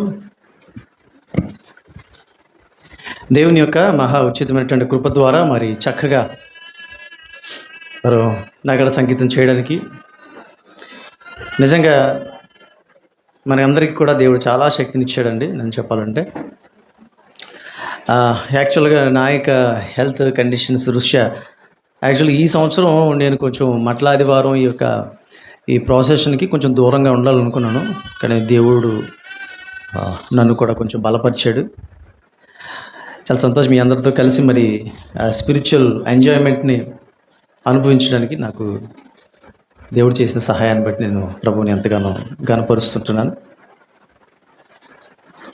మరి చక్కగా కడుపు చల్లపరిచినటువంటి అమ్మాజీ గారు, అలాగే చక్కటి బ్రేక్ఫాస్ట్, ఎక్కి తిక్కలుగా తినడం అంటారు చూడండి, అలాగా సమృద్ధిగా పెడితే ఏదైనా సమృద్ధిగా పెట్టాలి అనేటువంటి ఒక ఆలోచనతో, ఒక చక్కటి సంకల్పంతో తబిత గారు, మరి వారి తండ్రి గారు జార్జ్ గారు, వారి బిడ్డ కుమారుడు వీరు చక్కగా ఏర్పాటు చేసిన బ్రేక్ఫాస్ట్ని బట్టి, చక్కటి ఫ్రూట్స్ని ఏర్పాటు చేసిన అమ్మాజీ గారిని బట్టి మరొక్కసారి మరి ప్రభు నామంలో వారికి నిండు వందనాలు తెలియజేస్తున్నాం సంఘపక్షంగా. దేవుని బిడ్డలారా, మరి మోజుగా చెప్పినట్లు మరి చక్కగా చర్చికి సంబంధించినటువంటి కార్యాలు జరుగుతున్నాయి. తలపెట్టినటువంటి ప్రాజెక్టులు చాలా విజయవంతంగా జరుగుతున్నాయి. ఈ బాప్తిజం ట్యాంక్ ఎంతమంది చూసారో మీరు వాళ్ళు చూడకపోతే ఒకసారి బయటికి వెళ్ళిన తర్వాత చర్చ్ అయిపోయిన తర్వాత ఒకసారి చూడండి. చాలా చక్కగా మరి ముస్తాబైంది. ఇందుకు ముందుకు వచ్చినటువంటి ప్రశాంతి, బంగారు ప్రశాంతిని బట్టి ప్రత్యేకంగా తనకు వందనాలు తెలియజేస్తున్నామండి. చాలా ఎక్కువ ద్రవ్యమే దానికి ఖర్చు అయింది నేను చెప్పాలంటే. మరి దానంతటికీ కూడా మరి నేనే చూసుకుంటానని చెప్పి మరి ప్రశాంతి ముందుకు వచ్చిన దాన్ని బట్టి ప్రశాంతికి ప్రత్యేక వందనాలు తెలియజేస్తా. అలాగే మరి ఈ యొక్క బాత్రూమ్ కూడా మరి వాష్రూమ్ మనకి ఎంతవరకు వచ్చిందండి గోపి గారు, ఎంతవరకు వచ్చింది? ఓకే, ఇంకా వరకు మిగిలిందండి. అదే మనం లాస్ట్ టైం ఒక మాట చెప్పుకున్నాం కదా, మరి దీనికి కొంచెం ఇంకా మన బాప్టిజం కుండికి కొంచెం అవసరం ఉందని చెప్పుకున్నప్పుడు, అంటే రేపొద్దున అది మనస్పర్ధలు రాకూడదని మరొకసారి నేను జ్ఞాపకం చేస్తున్నాను. ఆ రోజు తబిత గారు రాలేదు, మరి దానికి మళ్ళీ స్పెషల్గా కాంట్రిబ్యూట్ చేశారు. అయితే అది మేము అలాగే చేసాం కదండి, ఇంకా మేము మా పేరుని చేస్తామండి మేము, అంటే దాని మీద ఏమో శిలాఫలకాలు ఏమి రాయము, కాకపోతే ఏంటంటే ఎవరు చేశారన్న దానికి మాత్రం ఒక గుర్తు. అది ఎంతైనా దాన్ని నేనే చూసుకుంటానని చెప్పడం బట్టి మరి తర్వాత రిక్వెస్ట్ చేయడం జరిగింది. ఆ రోజు తబిత గారు రాలేదు, కృష్ణకుమారి చెప్పారమ్మా. సో మీకు అంగీకారం కదా, thank you so much, thank you so much. మరి వారి సహృదయంతో దాన్ని స్వీకరించారు. అలాగే మరి ఎంతైనా పెట్టుకోవడానికి ముందుకు వచ్చినటువంటి ప్రశాంతిని బట్టి కూడా ప్రత్యేక వందనాలు ప్రశాంతికి తెలియజేస్తున్నామండి. చాలా చక్కగా దీనికోసం కష్టపడినటువంటి వారు మన పెద్దలు గోపి గారు చాలా ప్రయాసపడి ఈ ప్రాజెక్ట్ని చాలా విజయవంతంగా వారు పూర్తి చేశారు. మరి ప్రార్థన చేయండి. మరి బాప్తిసం తీసుకోబోతున్నటువంటి బిడ్డలు విజయవంతంగా బాప్తిసం కార్యక్రమం రేపు ఆదివారం నాడు జరిగేటట్లు ప్రతి ఒక్కరు కూడా మనకు వాతావరణం అనుకూలించాలి. మరి మంచి ఆరోగ్యాలు, ముఖ్యంగా ఆడపిల్లలు కాబట్టి కొంచెం వాళ్ళ హెల్త్ వైజ్ కండిషన్స్ కూడా అన్ని విధాల వారికి బాప్తిజం తీసుకోవడానికి అనుకూలంగా, మరి మీకు విడమర్చి చెప్పాల్సిన అవసరం లేదు, మీకు అర్థమై ఉంటుంది కాబట్టి, అంటే వాళ్ళు కూడా కోరారు ఇలాగ ప్రార్థన చేయమని కోరారు. దాని గురించి కూడా కొంచెం ప్రార్థన చేయండి. మరి తీసుకోవడానికి ఎలాంటి ఫిజికల్ ఇన్ఫార్మిటీస్ ఏవి కూడా అడ్డు రాకుండా దేవుడు సహాయం చేశారు. ప్రార్థించవలసింది మనం చేస్తుంటున్నాం. అలాగే మరి మరొకసారి మోజెస్ గారు ప్రస్తావించారు ఈ మాటల గురించి. మిగతా ఎవరెవరైతే కష్టపడ్డారో వారందరికీ కూడా ప్రత్యేక వందనాలు తెలియజేస్తూ, మరోసారి మరి మనకి పోలీస్ పర్మిషన్ తీసుకొచ్చినటువంటి ప్రవీణ్కి ప్రత్యేక వందనాలు తెలియజేస్తున్నామండి. మరి సాయంకాల సమయంలో మూవీ ఉంది, అదేంటో కూడా నాకైతే ఏమీ తెలీదు. వాళ్ళు ఇక్కడికి వచ్చి, నాకేమీ స్పెషల్గా వాళ్ళేం పరిచయం అయినటువంటి వాళ్ళు ఏం కాదండి. వాళ్ళు ఎక్కడికి వచ్చి వాళ్ళు రిక్వెస్ట్ చేయడం జరిగిందండి. ఆ టైంలో నేను ఉన్నాను, అంటే చర్చ్ టైంలో వారు రాలేదు, సండే స్కూల్ టైంలో వారు రావడం జరిగింది. ఆ తర్వాత మిమ్మల్ని అందరిని కూడా కనుక్కోవడం జరిగింది, వేద్దామా ఈ వద్దా అనే మాటలో మీరందరూ కూడా దాన్ని స్వీకరించారు. తప్పకుండా దాన్ని ప్రదర్శిస్తే బాగుంటుందని చెప్పి ఉన్నారు. మరి ఆ కారణం చేత వాళ్ళకి ఓకే చెప్పడం జరిగిందండి. వారు సాయంకాల సమయంలో 6:30 కల్లా అందరూ గ్యాదర్ అయ్యేటట్టు చూడండి సార్ పాస్టర్ గారు అని వారు చెప్పడం జరిగింది. దయచేసి మరి 6:30 కల్లా అందరూ మరి ఉన్నట్లయితే మరి బయటే అది ప్రదర్శితం అవుతుంది. మరి ఎక్కడ ఏంటి అనేది తర్వాత అది క్లియర్గా ఇంకా మనకి, అంటే మనకి గవర్నమెంట్ లైట్స్ కూడా అడ్డు రాకుండా ఎక్కడైతే స్క్రీన్ క్లియర్గా కనబడుతుందో. ఓకే, సో ఒక స్మాల్ ఎంకరేజ్మెంట్, మనం వాళ్ళకి ఎంకరేజ్మెంట్ ఇచ్చినట్టు. అంతేకాకుండా మరి వారు ఆ ప్రయాసపడినటువంటి ప్రయాస ఊరికే వృధా కాదు. అంటే విన్నదానికంటే కంటితో చూసేది చాలా ప్రభావితంగా ఉంటుంది. సో చూద్దాం మరి వాళ్ళు ఏ విధంగా వాళ్ళు ఎఫర్ట్ చేశారు మనకైతే తెలియదు. తప్పకుండా సిలువకు సంబంధించిన సన్నివేశాలు అనుకుంటాను వారు ప్రదర్శిస్తున్నారు. మరి అది ఏంటో అనేది మనకు తెలియదు. సాయంకాలం చూద్దాం. తప్పకుండా ప్రతి వారు కూడా ఎవరు కూడా మిస్ కాకుండా రావడానికి ప్రయత్నం చేయాల్సింది మనం చేస్తుంటున్నాం. మరి కొత్త మొక్కలు ఎవరు లేరు, కానీ మళ్ళా హన్సికాని బట్టి హన్సిక కనబడుతుంది మరోసారి. ఇంటర్మీడియట్ ఫస్ట్ ఇయర్ ఎగ్జామ్స్ పూర్తి చేసుకుని వేలు ప్రాంతంలో చదువుతూ ఉంది. దేవుని మహాకృపను బట్టి మరలా మన మధ్యకి వచ్చి మనతో ఆరాధన చేస్తున్నటువంటి హన్సిక మరి ఊరేగింపులో కూడా తను పార్టిసిపేట్ చేసింది. దాన్ని బట్టి హన్సికాని బట్టి ప్రభుని స్తుతిస్తూ కనపరుస్తుంటున్నాం. తర్వాత సిద్ధు ఒకసారి లేచుంచమ్మా. సిద్ధు ఈ అబ్బాయి మన ఉండ్రాసుపు సునీత అనిత సుభాష్ని వాళ్ళ యొక్క ఆ ప్రోద్బలంతో మరి మన యవనస్తులు వచ్చిన ఒకసారి స్మాల్ అప్లాస్. సిద్ధు ఈరోజు వాళ్ళు తీసుకొని వచ్చారు. థ్యాంక్స్ అమ్మా, థ్యాంక్స్ ఫర్ కమింగ్. ఓకే, సిద్ధుకి ప్రత్యేక వందనాలు తెలియజేస్తూ ఉంటున్నాం. అలాగే మరి చాలా రోజులకి వీళ్ళందరూ కూడా మనకి గెస్ట్ ఆర్టిస్టులు అయిపోయారు. మనకేం చేస్తాం మరి. అశోక్ మనకు గెస్ట్ అన్నట్లు చెప్పుకోవాల్సిన పరిస్థితి వచ్చింది. ఎక్కడ ఉంటారు బాబు మీరు? కొంచెం చెప్పండి. సారీ అమ్మా, మీరు కాదు, నువ్వు కాదమ్మా, సారీ అంటే లేదు. మామూడు ఈయన సంఘ బిడ్డ ఎప్పుడో వస్తూ ఉంటాడు అన్నమాట. అందుకనమాట ఆయనకు ఒక క్లాస్ ఇస్తున్నాం, స్మాల్ క్లాస్. ఎనీవే, మరోసారి చాలా రోజుల తర్వాత మనల్ని దర్శించినటువంటి శ్రీ శ్రీ శ్రీ శ్రీ అశోక్ మహాశైలకు మీ ఆవిడ గారు ఏరండి మరి? Okay, good, right. ఫ్యామిలీతో వస్తే ఇంకా బాగుంటుంది ఏమ్మా, కంటిన్యూగా వస్తే ఇంకా బాగుంటుంది. Okay, good, God bless you. Okay, మరి చిన్న ప్రార్థన చేసుకొని మనం వాక్యంలోనికి వెళ్దామండి. ప్రార్థన చేద్దాం. దయచేసి తలలోంచండి, కళ్ళు మూసుకోనండి. సర్వశక్తియు మిక్కిలి ప్రేమ కనికరములు కలిగినటువంటి మా ప్రియ పరలోకపు తండ్రి, మా ప్రియ యేసు ప్రభువా, నాయన నీ పరిశుద్ధమైనటువంటి పాదములకు లెక్కలేని స్తోత్రాలు నాయన. మరి ఈ సమయంలో ప్రభువా, మరి ఇంతసేపు కూడా నాయన ఈ యొక్క ఆరాధన విజయవంతంగా జరిగించావు. అలాగే నాయన కొద్దిసేపు నీ యొక్క వాక్యంలోనికి మేము వెళ్ళబోతున్నాం ప్రభువా. నాతో, మాతో, మా అందరితో ఈ వాక్యం ద్వారా నువ్వు మాట్లాడమని వేడుకొని అడుగుచున్నాం.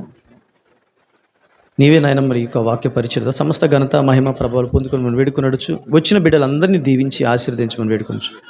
నజరేయుడగు యేసు అతి పరిశుద్ధ నామములో మిక్కిలితో వేడుకున్నాం తండ్రి, ఆమేన్. ప్రైజ్ ది లార్డ్, హల్లెలూయా. చిన్న సౌండ్ పెంచమ్మా, చిన్న సౌండ్. రైట్ అమ్మా, మరి చెప్పండి అమ్మా కొంచెం. మరి అలాగే మరి బయట ఉందా స్వరం? ఓకే అమ్మ, దయచేసి మరి వారు వస్తే అకామిడేట్ ఎలా చేస్తామని అమ్మ, దయచేసి మరి బయట కొంతమంది కూర్చుని పోయారని చెప్పారు. కొంచెం లోపల చైర్స్ ఉన్నాయి, దయచేసి కొంచెం లోపలికి వచ్చేయండి.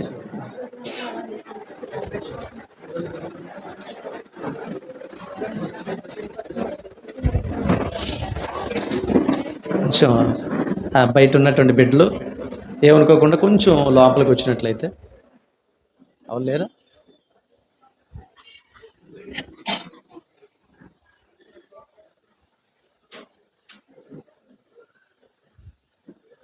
అలాగా. ప్రైజ్ ది లార్డ్, హల్లెలూయా. ఎలాగ స్టార్ట్ చేశారు కదా, మీరు కంప్లీట్ చేసేయండి అమ్మా. అలా చేయకూడదు, ముందే తినేయాలి మీరు. మీ టీచర్ ఫోన్ ఎవరు ఇవ్వండి, కనుక్కుంటాను. అలాగే, ఓకే, గుడ్, రైట్. దేవునికి స్తోత్రం కలుగును గాక. దేవుని బిడ్డలారా, మరి 1 వీక్ ఎంత ఇంపార్టెంట్ మన జీవితంలో. ఇంకొక విషయం చెప్పడం మర్చిపోయాను. స్త్రీలందరికీ కూడా మంచి అభినందనలు. చాలా ప్రత్యేకంగా కలర్ఫుల్గా ఆ శారీస్ కూడా చాలా బాగున్నాయి, కలర్ కూడా చాలా బాగుంది. ఈ కలర్లో కూడా ఆ స్త్రీలు కూడా చక్కగా ఉన్నారు. చాలా సంతోషం. ఇదంతా మరి ఆశాజ్యోతి ఉన్నటువంటి ఒక డ్రీము. ఆశాజ్యోతి ఆశ నెరవేరింది. చాలా సంతోషం. ఓకేనండి. మరి ఒక ఒక వారం అంటే స్టార్టింగ్ నుంచి ఎండింగ్ చూసుకుంటే ఏవేవో జరిగిపోయాయి యేసుక్రీస్తు ప్రభువారి జీవితంలో. ఈరోజు జయప్రవేశం చేశాడు ఆయన. సరే, ఆ వారంలోనే 4వ రోజు చాలా వేదన పడ్డాడు. 5వ రోజు చనిపోయాడు. చనిపోవడం, సమాధిలో ఉండడం, మరలా అదే రోజు వచ్చేసరికి తిరిగి లేవడం. ఒక్క వారంలో ఎన్నో జరిగిపోయాయి. అంటే నేను వాక్యం ధ్యానం చేస్తున్నప్పుడు నాకు అలా అనిపించింది, ఒక వారంలో ఎన్ని జరిగిపోయాయి. ఆయన జై జై అన్నారు, తర్వాత నై నై అన్నారు, తర్వాత కొడి చంపేశారు, సమాధిలోకి తీసుకెళ్ళిపోయారు, ఆయన మళ్ళీ తిరిగి లేచిపోయాడు. ఒక వారం. సో మనం అనుకుంటాం ఒక వారం మన జీవితంలో ఏవేవో జరుగుతాయి. కాబట్టి ప్రతి సమయం కూడా చాలా ఎంత విలువైనది అనేది ఈ హోలీ వీక్ మనకు తెలియపరుస్తుంది. ప్రతి రోజులో ప్రతి గడియ ఎంత విలువైనటువంటిది. మనం అనుకుంటాం కదా, కొన్నిసార్లు మనకు విలువైనటువంటి వాళ్ళు ఎవరైనా చనిపోయారు అనుకోండి, చనిపోయినప్పుడు ఈ పోయిన వారంకి బాగానే ఉన్నాడు, మాట్లాడాడు, చాలా నవ్వుకున్నాం, సరే ఈ రోజుకి భోజనాలు అయిపోయాయి కదా. లైఫ్ అంటే అంతే. ఒక వారం చాలా ఇంపార్టెంట్ మన జీవితంలో, రైట్? సరే, 2 సందర్భాల గురించి నేను ఈ సమయంలో కొద్దిసేపు మీతో వాక్యం పంచుకుంటానండి. మరి జయము జయము ప్రభు పేరిట వచ్చు రాజు స్తుతింపబడునుగాక అని మనము ఉదయకాలంన దేవుని మహింపరుస్తూ నగర సంకీర్తనం చేసాం కదండి. మరి ఈ మాట ఎక్కడిది? పాత నిబంధన గ్రంథంలో ఎక్కడుంది అంటే 119వ కీర్తన 26వ వచనంలో ఉంది. చదువుతారు ఎవరైనా సరే? 119వ కీర్తన 26వ వచనం. 119:26.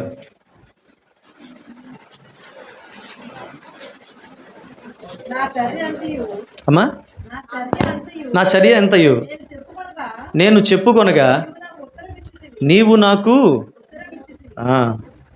ఏటమ్మా 119:26 అమ్మా. 119వ కీర్తనలో ఉంటుంది. కీర్తనేనా? కీర్తన, రైట్. ఓకే, 119 కాదమ్మా, 119 నో ఇందులో ఉండదు.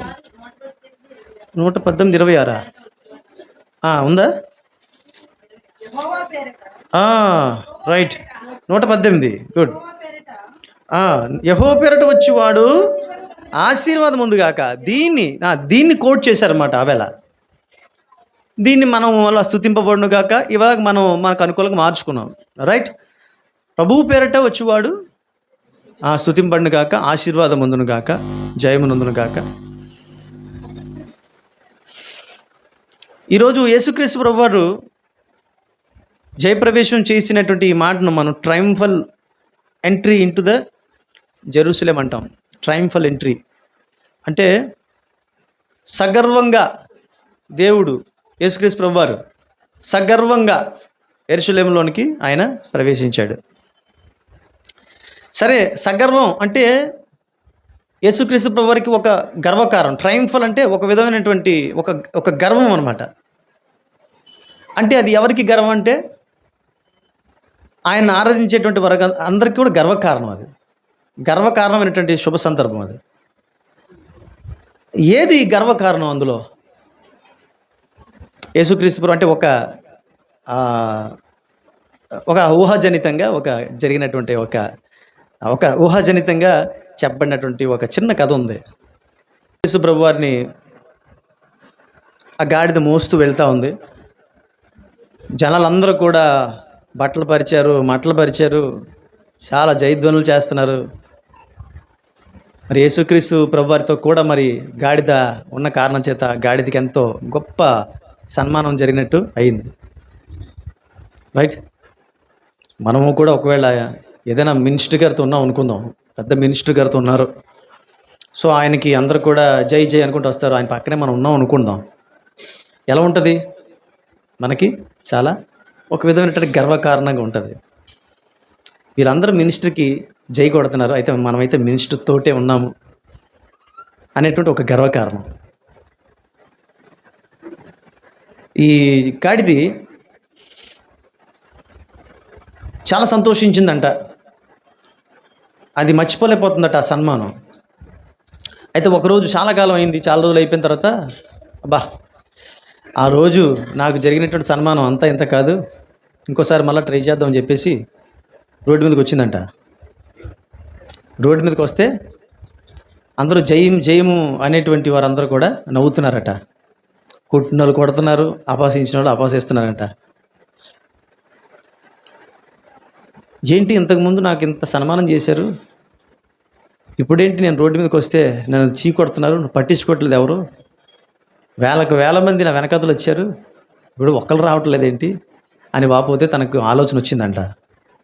ఏంటి జరిగి ఉంటుంది అంటే, ఆ రోజు ఒక్కసారి మళ్ళీ అలా ఫ్లాష్ బ్యాక్లోకి వెళ్తే, ఓ ఆ రోజు యేసుప్రభు నాతో ఉన్నాడు, యేసుప్రభు నా మీద ఉన్నాడు, ఆ యేసుప్రభు నా మీద ఉన్న కారణం చేత నాకు ఆ ఘనత వచ్చింది. ఓహో ఆయన లేడు కాబట్టి ఇప్పుడు నాకు ఘనత లేదు, అంటే యేసుప్రభు వారి వల్లనే నాకు ఘనత అనే విషయం అప్పుడు తెలుసుకుందట గాడిద. దేవుడు మన పై ఉంటే, ఏమండి, దేవుడు మన పై ఉంటే మనకి ఘనత. ఇంకో విషయం ఏంటంటే, దేవుడు మనపై ఉండాల, మనము దేవుడిపై ఉండకూడదు. అబ్ జమానా పూరా బదలగయా హై. ఏమిటి? దేవుడిపై మనం ఎక్కేస్తున్నాం, దేవుడు ఎక్కాల్సినటువంటి మనం దేవుడి మీదకి ఎక్కుతున్నాం. దానివల్ల గలత ఉండదు, లాఠీ చార్జ్ తప్పిస్తే. రైట్. ఈ పైన ఉన్నాడు కదా ఎవరు? ఈ గాడిద మీద ఉన్నటువంటి ఒక ఆయనకు ఒక లక్షణం ఉంది. ఏమిటా లక్షణం అంటే, అసలు యేసుక్రీస్తు ప్రభువారు ఈ గాడిద మీద ఎక్కి ఎందుకు యెరూషలేములోకి ఆయన వెళ్తున్నాడు అంటే, he was proclaiming himself to be a king. అంటే అతడు తాను ఒక రాజుగా తను కనబరుచుకుంటున్నాడు. ఓకే, సరే, మరి ఈ రాజు ఎలాంటోడు అంటే, జకర్యా 9:9 ఒకసారి చూద్దామా ఒకసారి. సియోను నివాసులారా సంతోషించుడి, యెరూషలేము నివాసులారా ఉల్లాసముగా ఉండుడి. ఈ రాజు నీతిపరుడును రక్షణ గలవాడును దీనుడునై గాడిద పిల్లనెక్కి మీ వద్దకు వచ్చుచున్నాడు. ఇది ప్రవక్త అంటే జకర్యా ప్రవచించాడు. యేసుక్రీస్తు ప్రభువారిని గురించి ముందుగానే మరి జకర్యా ద్వారా మరి ప్రకటితమైనటువంటిది. సుమారుగా 400 సంవత్సరాలు, అప్పటికి 400 సంవత్సరాల క్రితం జకర్యా ద్వారా ప్రకటించబడింది, ప్రవచనం చెప్పబడింది యేసుక్రీస్తు ప్రభువారిని గురించి. ఈయన ఏమిటంటే ఎవరంట? నీతిపరుడు, రక్షణ గలవాడు. ఈయన ఎవరు? నీతిపరుడు, నీతిమంతుడు, తర్వాత రక్షణ గలవాడు. ఈ రక్షణ గలవానికి ఉన్నటువంటి ఒక ప్రత్యేకత ఉంది. ఆ తర్వాత ఏముంది? దీనుడైనటువంటి వాడు. దీనత్వం ద్వారా నీతిపరుడైనటువంటి వాడు, దీనత్వం ద్వారా రక్షణ కలిగినటువంటి వాడు.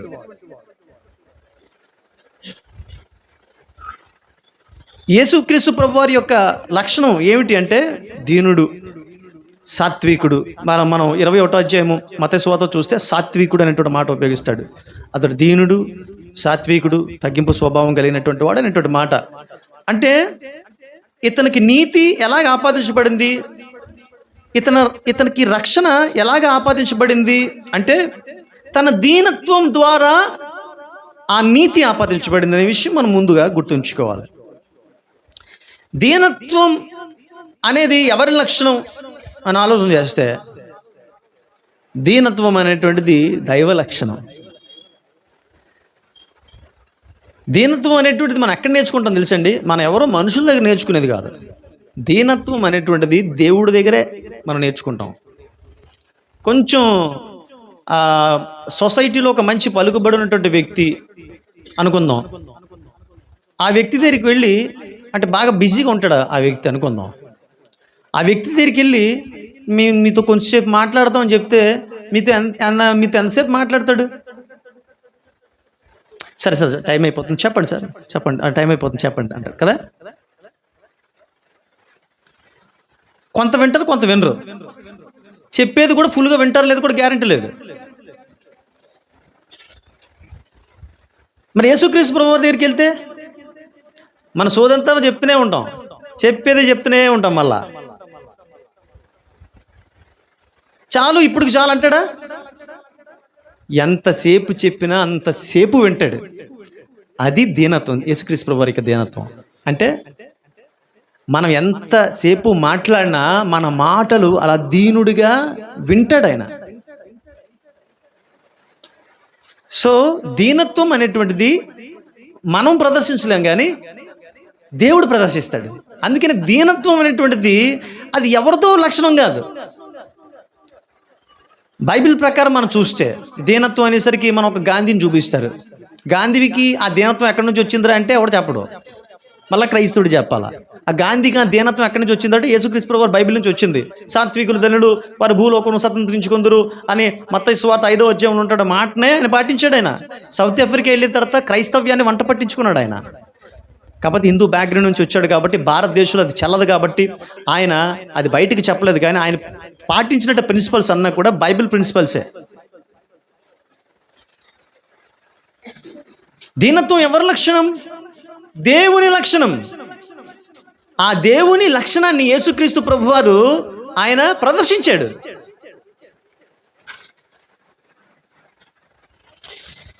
సో ప్రియమైన వాళ్ళారా, దీనత్వం, దీనుడు ఎవరైనా సరే వారు ఎవరంటే వారు ఛాంపియన్స్. యేసుక్రీస్తు ప్రభువారు బిగ్ ఛాంపియన్ అన్నమాట. అంటే గెలిచిన వీరుడు. అందుకనే జయము జయం అన్నారు. అందుకని యేసుక్రీస్తు ప్రభువారు పునరుత్థానుడు అయిన తర్వాత మనం జయశీలుడు అంటాం. విజయం పొందుకున్నాడు. విజయం పొందుకున్న వారిని మనం ఛాంపియన్స్ అంటాం. ఛాంపియన్స్కి ఉండాల్సినటువంటి ఒక లక్షణం ఉంది. ఏమిటో తెలుసా? Something they have to give up something. They have to be a far from something. Something should be abstinent from them. ఏదో ఒకటి దానికి వాళ్ళు దూరంగా ఉండాలా. సో వాళ్ళు ఏమవుతారంటే అప్పుడు దే విల్ బికమ్ ఛాంపియన్స్. మనకు లాస్ట్ టైం ఒలింపిక్స్లో సిల్వర్ మెడల్ తీసుకొచ్చినటువంటి సింధు మనం చూసినట్లయితే తను ఛాంపియన్ ఈ రన్నరప్ రావడానికి ఎంతో ప్రయాసపడింది. దానికి చాలా వదిలేసుకుందండి. తన జీవితంలో చాలా రోజులు తన ఫ్యామిలీతో అటాచ్మెంట్స్ వదిలేసుకుంది, సెల్ ఫోన్తో అటాచ్మెంట్స్ వదిలేసుకుంది. తనకు బాగా ఇష్టమట నాకు మంచి ఐస్ క్రీమ్ కంప్లీట్గా పొలంలో గోపించింది, కంప్లీట్గా బ్యాన్ చేశాడు కొన్ని నెలల పాటు. అంత కఠోరమైనటువంటి దీక్షతో కఠోరమైనటువంటి శిక్షణ తీసుకొని భారతదేశం గర్వించదగినటువంటి ఒక గొప్ప క్రీడాకారిణిగా వృద్ధిలోకి ఆ అమ్మాయి వచ్చింది. ప్రతి వారు ప్రియులారా ఛాంపియన్ అయ్యేటువంటి ప్రతి వారు, ఒక సింగర్ కావచ్చు, ఒక బాక్సర్ కావచ్చు, ఒక మార్షల్ ఆర్ట్స్ చేసేటువంటి వాళ్ళు కాదు, ఒక క్రికెటర్ కావచ్చు, ఒక షటిల్ ఆడేవారు, టెన్నిస్, ప్రతి వారు కూడా ఏదో ఒకరు వాళ్ళు వదులుకుంటేనే ఛాంపియన్స్ అవుతారు. సో జీసస్ క్రైస్ట్ ఆయన ఏం వదులుకున్నాడు రా అంటే మహిమను వదులుకుని ఇక్కడికి వచ్చాడు కాబట్టి ఆయన ఛాంపియన్ అయ్యాడు. ఇక్కడికి వచ్చి అదే మహిమను ప్రదర్శించాడు అనుకోండి, ఆయన ఛాంపియన్ కాదు. God has become human being, and as a human being he just behaved like a man, not like a god. మనుషుడు ఎలాగైతే సఫర్ అవుతాడో అలా సఫర్ అయ్యాడు. మనుషుడు ఎలాగైతే నిందలు పడ్డాడు. మనుషుడు ఎలాగైతే చెమట కారుస్తాడో అలా చెమట కార్చాడు. మనుషుడు ఎలాగైతే బాధపడతాడో ఆ బాధలు అన్నీ పడ్డాడు. ఆ బాధలన్నీ పడి ఆయన ఏమయ్యాడంటే ఆయన ఛాంపియన్గా నిలబడ్డాడు. ఎలాగ నిలబడ్డాడంటే ఆయనకున్నటువంటి మహిమనంతా విడిచిపెట్టి వచ్చాడు. ఇక్కడ ఆయనకి దైవత్వం ఉన్నప్పటికీ కూడా, దైవ శక్తి ఉన్నప్పుడు కూడా ఆ శక్తిని దేన్ని కూడా యేసుక్రీస్తు ప్రభువారు ఉపయోగించలేదు. నేను కానీ కోరినట్లయితే ఆకాశం నుంచి సైన్యం వస్తుందని చెప్తాడు యేసుక్రీస్తు ప్రభువారు. అవునా? దాని అంతటిని కూడా హీ గేవ్ అప్ అనమాట, his powers. That's why he has become a champion. వదులుకున్నాడే ఛాంపియన్.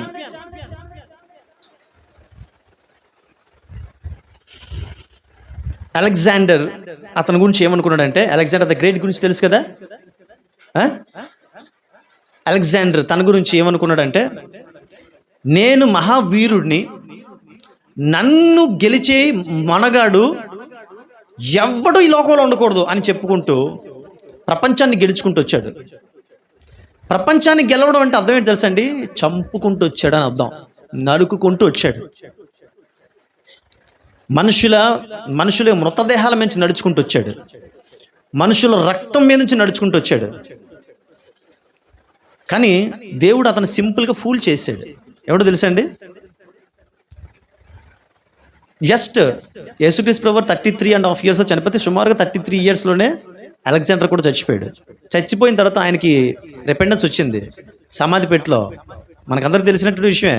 బయటికి చేతులు పెట్టేసి నేను ఏమీ సాధించకుండా వెళ్ళిపోతున్నానని చెప్పేసి ఆయన చనిపోతాడు. ఆయన చివరి కోరిక మేరకు ఆయన సమాధి దగ్గరికి చేతులు బయట పెట్టించి ఆయన సమాధి దగ్గరికి తీసుకువెళ్తారు. ఇతను ఎలా చనిపోయాడు తెలుసండి? ఎంతమందిని గెలుచుకుంటూ వచ్చాడు కదా, చిన్న దోమకాటుకు చచ్చిపోయాడు. అలెగ్జాండర్ తన జీవితంలో ఊహించున్నాడు బహుశా. ఆయన అనుకుంటాడు, నన్ను చంపాలంటే మహావీరుడు పుట్టాలనుకుని ఉంటాడు బహుశా. ఎంత ఫూలిష్నెస్ అనేది! నన్ను కొట్టాలంటే నన్ను మించినట్టు మొనగాడు రావాలి. అంత మొనగాడు ఎవడో కనబట్టలేదు కాబట్టి నేనే వీరుడిని, అలా జయించుకుంటూనే వెళ్తాను అనుకున్నాడు. ఒక్క దోమకాటుతో జ్వరం చచ్చిపోయాడండి అలెగ్జాండర్. మీకు తెలుసా విషయం? అదనమాట దేవుని తాలూకు కార్యాలు అలా ఉంటుంది, రైట్? సో ఆయన కత్తితో జయించాలనుకున్నాడు, కానీ యేసుక్రీస్తు ప్రభువారు నోటి వాక్కుతో ఆయన లోకాన్ని జయించాడు. సో ఇతను నేను ఎక్కడ కూడా నేను ఎవరికి దగ్గర తల వంచను, తగ్గను, అలా నరుక్కుంటూ పోతాను అన్నాడు. కానీ యేసుక్రీస్తు ప్రభువారు మాత్రమే remained as a champion because he humbled himself. అతను ఏం చేశాడంటే తనకున్నటువంటి గొప్పతనాన్ని విడిచిపెట్టి అతను ఛాంపియన్ అయ్యాడు. Alexander was not a champion, అతనే ఒప్పుకున్నాడు లాస్ట్కి. కానీ Jesus Christ is a champion. ఎందుకు? దీనుడై గార్ధబం ఎక్కి ఆయన వచ్చాడు. మత్తయి సువార్త 11:23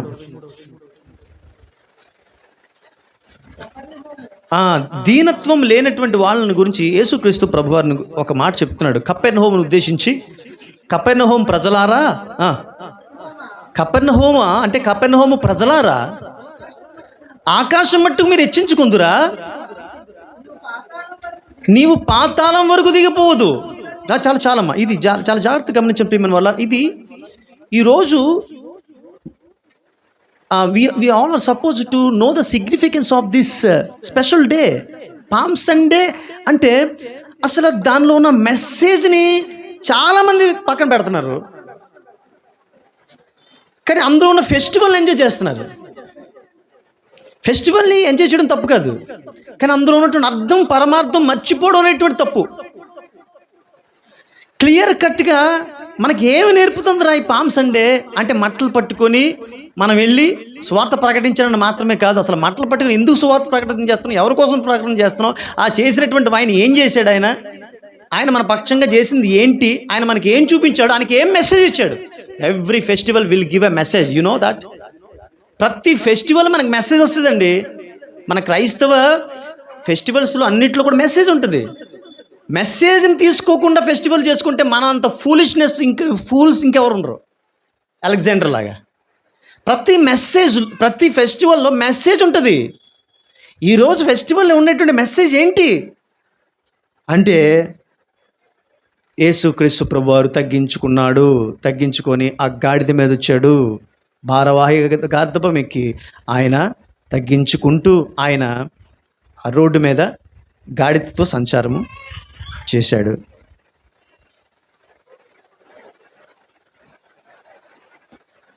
కపెర్నహూము గురించి అంటున్నాడు యేసుక్రీస్తు ప్రభువారు. కపెర్నహూమా, ఎంత మట్టుకు హెచ్చించుకుందో, ఆకాశం మట్టుకు హెచ్చించుకుందువా, నువ్వు పాతాల వరకు. రైట్, ఇది మనకి వాక్యము. సో తగ్గించుకోవాలి అంటే ఉండకూడదు ఏమిటో తెలుసుకోవాలా. ఉండకూడదు ఏంటో తెలుసుకోకుండా నేను తగ్గించుకుంటానంటే ఎక్కడ తగ్గించుకుంటాం? నాలో హెచ్చింపు స్వభావం ఉంది, కానీ నేను తగ్గించుకుంటున్నాను అనేటువంటి ఫీలింగ్తో నేను ఉంటే, నేను తగ్గించుకోవాలంటే నాలో హెచ్చింపు స్వభావం ఏదైతే ఉందో దాన్ని తీసుకోవాలా. కపెర్నహూము గురించి చెప్తున్నాడు. అహంకారపూరితంగా ఉన్నారు ప్రజలు, ఆకాశం మట్టుకు. అలా అంటున్నారు. 11వ అధ్యాయము 24వ వచనం ఏమంటే, విమర్శ దినమందు నువ్వేమైపోతావు, సొదొమోల్ బెటర్, ఇంకా నీకంటే సొదొమ వారి యొక్క పరిస్థితి గర్వించదగ్గట్టుగా ఉంటుంది. అంటే నీ బ్రతుకు అంత అస్తవ్యస్తం అయిపోతుందని చాలా సింపుల్గా వార్న్ చేస్తున్నాడు యేసుక్రీస్తు ప్రభు వారి యొక్క మత్తయి సువార్త 11వ అధ్యాయంలో. యెషయా గ్రంథంలో 14వ అధ్యాయము 13 నుంచి 15 వచనాలు మనం చూసినట్లయితే, అక్కడ అంటే మనం చదవక్కర్లేదు, టైం ఉండదు, కానీ 13, 14, 15 చదవండి అమ్మా, ఫాస్ట్గా చదవండి. నీవు పాతాళమునకు నరకములో ఒక మూలకు త్రోయబడితివే, నువ్వు చూచివారు. 13 ఏమంటున్నాడు అసలు చెప్పండి. అసలు 13, నేను ఆకాశమునికి, చూడండి గమనించండి, దేవుడు ఇచ్చినటువంటి ఒక ఆధిక్యత ఉంది. అతనికి ఉన్నట్టు ఆధిక్యత భూమి మీద ఉన్నటువంటి మనుషులకు ఎవరికీ లేదు. అయితే అంత ఆధిక్యత పొందినటువంటి ఈ అపవాదిని గురించి రాయబడినట్టు మాట, నేను ఆకాశమునికి ఎక్కిపోదేను, దేవుని నక్షత్రములకు పైగా సింహాసమునకు హెచ్చించుకుందును. రైట్, 15 చదవండి ఫాస్ట్గా అమ్మా. మేఘమండలం మీదకి ఎక్కుతున్నా అంటే దేవుడు ఉన్నటువంటి స్థానంలోనికి మహోన్నతునితో సమానునిగా చేసుకుందునని నీవు మనసులో అనుకుంటివి కదా, నీవు పాతాళమునకు. ఎస్, దేవుని బిడ్డలారా, ఇక్కడ గమనించాల్సిన విషయం, ఒక ఆధిక్యత కలిగినటువంటి ఒక వ్యక్తి పాతాళానికి తోసివేయబడ్డాడు. ఎందుకు అంటే తనకి ఇవ్వబడినటువంటి ఆధిక్యత కంటే అత్యధికంగా నేను వెళ్ళాలి అనుకున్నాడు అతను. దేవుడు ఇవ్వాల్సినటువంటి ఆధిక్యత ఇచ్చాడు, ఉన్న ఆధిక్యత కంటే అత్యధికంగా వెళ్ళాలి అంతే. ఆకాశం దబ్బున పడ్డాడు. సామెతల గ్రంథం కానీ చూసినట్లయితే, అంటే ఇప్పుడు బైబిల్ గ్రంథంలో ఒక వ్యభిచారి కంటే, ఒక దొంగతనం చేసేవాడి కంటే, ఒక నరహత్య చేసేటువంటి వాడి కంటే, వీరందరికంటే పెద్ద పాపిగా బైబిల్ ఎవరిని పేర్కొందంటే, ఒక వ్యక్తి తనను తాను ఎక్కువగా హెచ్చించుకున్నటువంటి వ్యక్తి అంతకంటే భయంకరమైన పాపి అని చెప్తుంది బైబిల్ గ్రంథంలో. మీరు సామెతల గ్రంథం చదవండి, భయపడిపోతారు ఎవరైనా సరే. సామెతల గ్రంథంలో మనం చూస్తే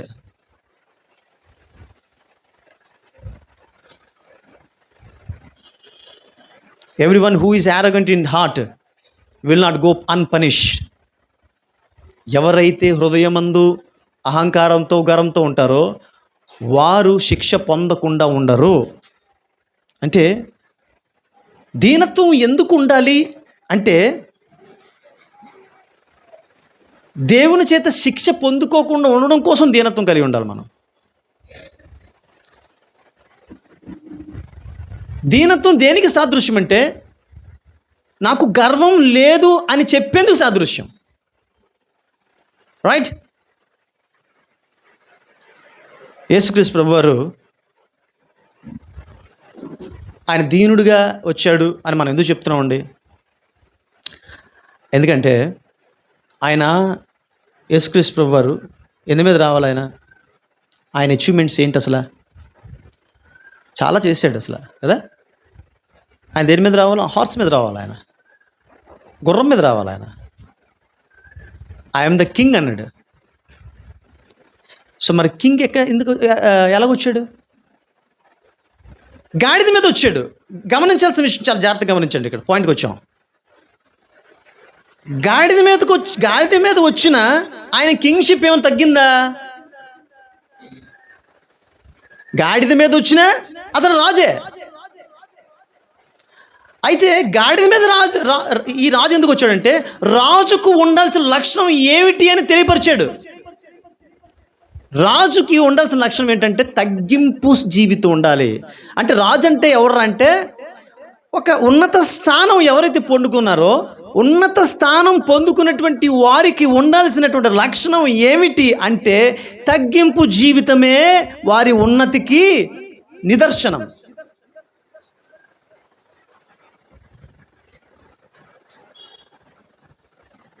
అందుకని యేసుక్రీస్తు ప్రభువు వారు he's a king. I'm just coming, I'm wandering in to the streets, I'm coming on the donkey, but I'm the king. I'm the king of lowliness, I'm the king of humbleness. See my humbleness, I'm the king and I'm also humble. నేను రాజుని, నేను దీనుడైన రాజుని.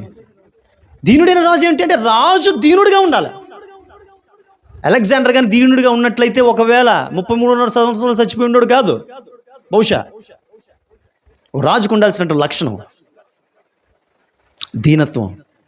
అంటే నువ్వు ఒక రాజుగా లేదా రాణిగా ఒక ఉన్నత స్థానంలో ఉండాలి అంటే నువ్వు రాణివి, రాజు దేవుని దృష్టిలో నువ్వు రాజు, నువ్వు రాణివి అయితే నీకు ఉండాల్సిన లక్షణం ఏమిటో తెలుసా? ఖచ్చితంగా నేను రాణిని అనే ఫీలింగ్ నీకు ఉన్నట్టు దేవుడి దృష్టిలో నువ్వు సర్వెంట్ కంటే తక్కువ. నేను రాజునే అని కానీ నువ్వు చెప్పేవనుకో నువ్వు దేవుని దృష్టిలో ఒక బానిస కంటే తక్కువ. ఇది చాలా జాగ్రత్తగా ఈ మెసేజ్ మనం చాలా యేసుక్రీస్తు ప్రభువు వారు ఎందుకండి హార్స్ మీద వస్తే ఆయన కూడా పట్టుకుంటాడు, గుర్రం మీద వస్తే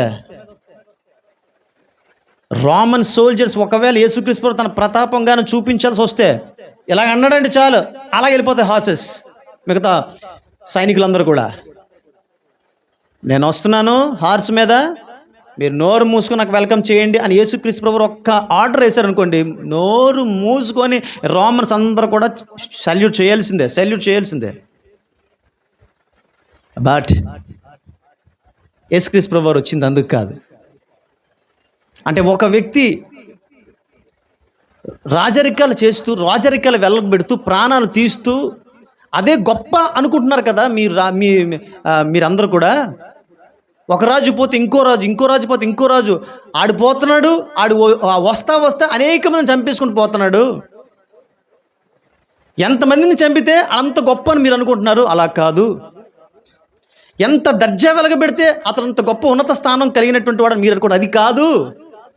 ఒక ఉన్నత స్థానంలో ఉన్నటువంటి వాడు ఉన్నతుడు, ఆ వ్యక్తి గొప్పవాడు అని తెలియపరచబడాలంటే ఆ వ్యక్తికి ఉండాల్సినటువంటి ఒక గొప్ప లక్షణం, ఆ లక్షణం ప్రతి సామ్రాజ్యంలో మిస్ అయిపోతుంది.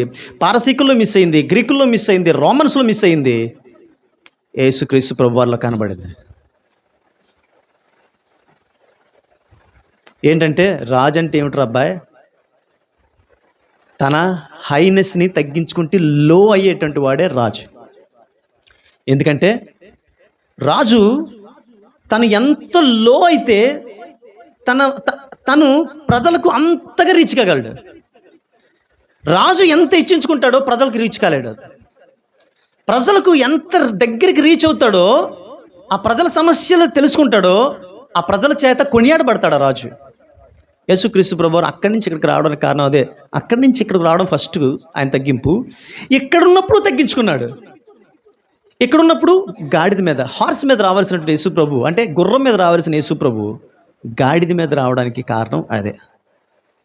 రోమన్స్ గాడిదల మీద వెళ్ళరండి. రోమన్స్ చక్రవర్తి కైసరు గుర్రం మీద వెళ్తాడు. అని యేసు ప్రభు గాడిద మీద వచ్చాడు. అందుకని ఎవరు పట్టుకోలేదు, ఏం మాట్లాడలేకపోయారు. దేంటి వింతగా ఉంది. సో దేవుని బిడ్డలారా, ఇక్కడ మనకేం చూపిస్తున్నాడు యేసుక్రీస్తు ప్రభు వారు? నువ్వు ఒక ఉన్నత స్థానంలో నువ్వు దేవుని దృష్టిలో ఉండాలి అంటే నీ ఉన్నత స్థానం నువ్వు ఆక్యుపేషన్ చేయనటువంటి ఆ కుర్చీ మీద లేదు, ఆ స్థానంలో లేదు. నీ తగ్గింపులో నీ ఉన్నత స్థితి ఉంది. నీ ఉన్నత స్థితి ఎక్కడుందంటే కుర్చీలో లేదు. నీ ఉన్నత స్థితి ఎక్కడుందంటే నీ డప్పులో లేదు. నీ ఉన్నత స్థితి ఎక్కడుందో తెలుసా? నీ దీనత్వంలో ఉంది అనేది పామ్స్ అంటే మనకు తెలియపరుస్తుంది. అది మెసేజ్. ఆ మెసేజ్ మొత్తం టోటల్ ఎంటైర్ క్రిస్టియానిటీ మిస్ అయిపోతుందండి. ఆ మెసేజే మిస్ అయిపోతుంది. ట్రాన్సెండెంట్ అంటే అర్థం ఏంటంటే యేసు ప్రభు మీద మనం ఎక్కడం కాదు, యేసు ప్రభుని మనం ఎక్కించుకోవడం. ఎక్కినోడు ఎలా ఉండాలా?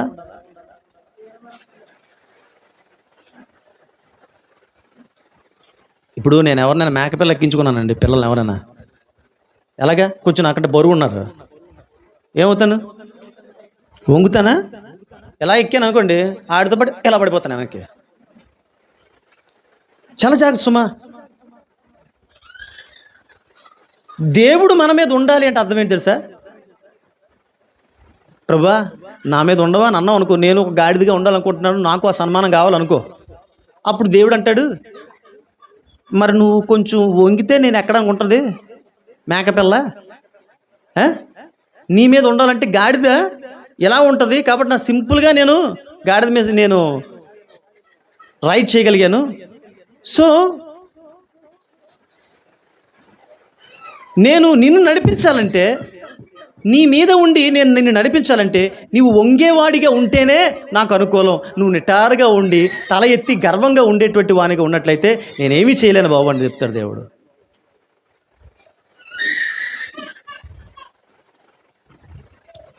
రైట్. జాషువా డానియల్ గారు ఒక విషయం చెప్తారండి. ఆయన ఆర్టికల్లో నేను చదివిన ఒక విషయం. ఒక కాలేజ్ క్యాంపస్ ఉందండి. ఆ కాలేజ్ క్యాంపస్కి దగ్గరలో ఒక చర్చ్ ఉందండి. అంటే ఆ కాలేజ్ క్యాంపస్కి అనుబంధంగా ఉండేటువంటి చర్చ్ అండి అది. ఆ కాలేజ్ క్యాంపస్లో ఒక పేదవాడు ఉన్నాడండి, కుర్రోడు, స్టూడెంటు. పాపం కొంచెం చినిగిపోయినటువంటి వస్త్రాలు, సరైనటువంటి జోళ్ళు కూడా సరిగ్గా లేక ఆ కుర్రోడు ప్రభువుని విశ్వసించాడు, యేసు ప్రభువుని నమ్ముకున్నాడు, రక్షణ పొందాడు. ఒకరోజు సండే ఆయన దగ్గరలో ఉన్నటువంటి చర్చ్, అంటే ఆ కాలేజీకి అనుబంధమైనటువంటి ఆ చర్చికి వెళ్ళాడు పాపం మా కుర్రోడు. చర్చికి వెళ్తే మొత్తం ఆ చర్చ్ అంతా కూడా కిటకిటలు ఆడిపోయి మొత్తం నిండిపోయి ఉందండి ఆ చర్చ్. అయితే ఈ వ్యక్తి లోపలికి ఎంటర్ అవుతున్నాడు. ఎంటర్ అయితే పాపం చూస్తున్నాడు, అసలే పేదవాడు. అందరూ ఆల్రెడీ ఆక్యుపేషన్ చేసేసారు సీట్స్ అన్నీ కూడా. స్లోగా నడుచుకుంటూ వస్తున్నాడు. ఎవరైనా ఏమంటారేమో, ఎవరైనా ఏమనుకుంటారేమో అని అలా స్లోగా నడుచుకుంటూ వస్తున్నాడు. ఇలాగా నడుచుకొచ్చి ఆఖరికి ప్లేస్ లేకపోతే కింద కూర్చుని పెడతాను. అందరూ కుర్చీల మీద ఉన్నారు, అతను ఒక్కడే కింద ఉన్నాడు. అప్పుడు ఒక వెనకాతల నుంచి ఒక 80 సంవత్సరాల ఒక వృద్ధుడు స్లోగా, అతని పాపం స్టిక్ పట్టుకుని నడుచుకుంటూ వస్తున్నాడు. ఇలాగా స్లోగా నడుచుకుంటూ వస్తున్నాడు. ఇలాగా పాస్టర్ గారు ప్రసంగం స్టార్ట్ చేయబోయారు, అలాగ అయిపోయారు అంతే. ఆయన ముందుకొచ్చి యాక్చువల్లీ 80 సంవత్సరాలు ఆయన కిందన కూర్చోలేడు. ఆయన ఆ కుర్రవాడు ఎవరైతే ఉన్నారో ఆ కుర్రవాడి పక్కన కిందన కూర్చొని, నువ్వు ఒంటరివాడివి కాదు, నీకు నేను తోడుగా ఉన్నానని చెప్పి అతను ఆ చర్చికి డీకన్ బోర్డు మెంబర్. ఆయన డీకన్ అంటే సంఘ పెద్ద. ఆయన కింద కూర్చొని అతనికి కంపెనీ ఇచ్చాడు.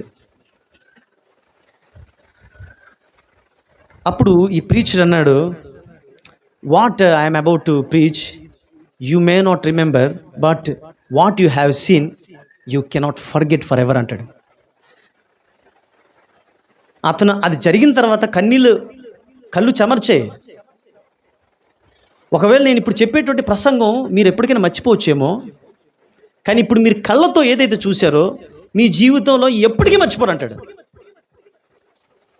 ఒక డీకన్ మెంబర్, సూట్ వేసుకున్నటువంటి వ్యక్తి, 80 years అంటే వెల్ ఎక్స్పీరియన్స్డ్, బహుశా అక్కడ పనిచేసేట పాస్టర్ కంటే వెల్ ఎక్స్పీరియన్స్డ్ పర్సన్. అతను దైవభక్తి కలిగినటువంటి ఒక వ్యక్తి, కిందన కూర్చున్నటువంటి వ్యక్తికి ఒంటరిగా ఉన్నాడు అని చెప్పేసి అతన్ని నువ్వు ఒంటరివాడు కాదు అని చెప్పి అతను ఆదరించిన విధానం పాస్టర్ గారికి ఎంత నచ్చేసి, అంతే ఆయన నిజంగా అందరూ చప్పట్లతో మారిమోగిపోయిందట ఆ హాల్ అంతా కూడా. ప్రియమైన వారలారా, గమనించండి, మనలో కొంతమందికి ఎవరైనా నూతనమైనటువంటి వ్యక్తులు వస్తే వాళ్ళని ఎంత తొందరగా తగిలేద్దామనేటువంటి ఆలోచనతోటే ఉంటారు కొంతమంది. ఇది యేసుక్రీస్తు ప్రభువుకు నచ్చలేటువంటి విషయం. నీకేంటి ప్రాబ్లం? చర్చ్ డెవలప్ అవ్వాలండి, చర్చ్ డెవలప్ అవ్వాలి. చర్చ్ డెవలప్ అయితే ఎవడన్నా వస్తున్నాడు, వచ్చినోడు ఎలాగైనా పంపించరు, వెళ్ళిపోండి అని చెప్పరు. కానీ వెళ్ళిపోయేటట్టు మెంటల్గా వాళ్ళని టార్చర్ చేస్తున్నారు. నాకు తెలుసు ఆ విషయం. మెంటల్గా ఎలా టార్చర్ చేస్తారో మాకు తెలుసు. మీరు అనుకుంటారు ఏమీ తెలియదు అనుకుంటారు, వెరీ బాగులో అనుకుంటారు మీరు. కొత్త వాళ్ళు వస్తే ఎంతమందిని సాధారణంగా వారిని సాధారణంగా ఆహ్వానిస్తున్నారండి. ఎక్కడుందండి పామ్ సండేస్? ఫెస్టివల్స్ చేసుకుంటున్నాం, మెసేజ్ మిస్ అయిపోతాం. We're missing the message. మీరు చూశారు కదా, ఒక వ్యక్తి ఉంటుంది ఒక చర్చిలో, ముందు వచ్చే చర్చిలో అందరూ ఒక దగ్గర కూర్చుంటే ఈవిడ మాత్రం స్పెషల్గా కుర్చీ చేసుకుని కూర్చుంటుంది. ఈ కుర్చీలు పిచ్చేటండి. తగ్గమంది ఏం చేస్తున్నారు, ఈ చైర్ నాది, కరెక్టా ఇది చెప్పండి, పోనీ చెప్పండి, దేవుడి పక్షంగా చెప్పండి, పాస్టర్ శాంతం పక్కన పెట్టండి. మీరు వచ్చి మీ పక్కోలు మీ ఓళ్ళ కోసం మీరేం చేస్తున్నారు? ఎర్ర బస్సులు సీట్ వేస్తారు కదా, ఈ సీట్ నాది అని ఈ చర్చిలో చేస్తున్నారు. అంత దారుణం అండి. సీట్ వేసేస్తారా? పొరపాటున కూర్చుంటే ఏం ఆరాధన చేస్తావు నువ్వు? నీ మీద నేను పూర్తిగా నేను ద్వేషంతో ఉంటే నేను పాట కూడా పాడలేనండి. నేను చెప్తున్నాను, నేను పులిపేట మీద నుంచి మళ్ళీ దేవుడితో సమాధానం పడే వరకు కూడా నాకు ఆరాధన రాదే. మరి ఎలాగండి ఆరాధన చేసేస్తున్నారు మీరు? తగ్గింపు జీవితం లేకుండా ఎంతమంది కొత్త వారికి స్థానాలు ఇస్తున్నారండి? చర్చ్ డెవలప్ నోటి మాటలా. నేను మాత్రం ఆ మూలకే ఉంటానంటావు, కానీ నిన్న మూలను పెట్టారనుకో తిరగబడతావు. వాస్తవం కరెక్ట్ అంటారు, అది చెప్పండి మీరు. ఏంటి మెసేజ్ అండి ఈవేళ? సాత్వికుడు అంటే సాత్వికుడు దీన మనసు గలవాడని ఆయన ఏం చెప్తున్నాడు? ఆయన గాడి మీద ఎక్కువ వస్తున్నాడు, ఆయన గుర్రం మీద రావాల్సినాడు. అక్కడి నుంచి వచ్చినాడు ఇక్కడ గాడి మీద వస్తున్నాడండి. ఎక్కడ పుట్టాం, ఎక్కడ చచ్చిపోయి సమాధి అయిపోతాం, మన గుర్రాలు కావాలంటున్నాం మనం. ఆ గుర్రాలు ఏంటో కాదు తెలుసా? చైర్స్. నువ్వు గాడిద మీదే రావాలనుకుంటే ప్రియమైన వాళ్ళరా, నేను ఎక్కడున్నా నన్ను దేవుడు చూస్తాడు, నేను ఎక్కడున్నా నా పని నేను చేసుకుంటూ పోతాను, నేను ఎక్కడున్నా దీనుడిగా ఉంటాను అనుకుంటావా? యేసు ప్రభు బిడ్డ అవుతావు లేదా? నీకేం లేదు. దయచేసి గమనించండి, ఇది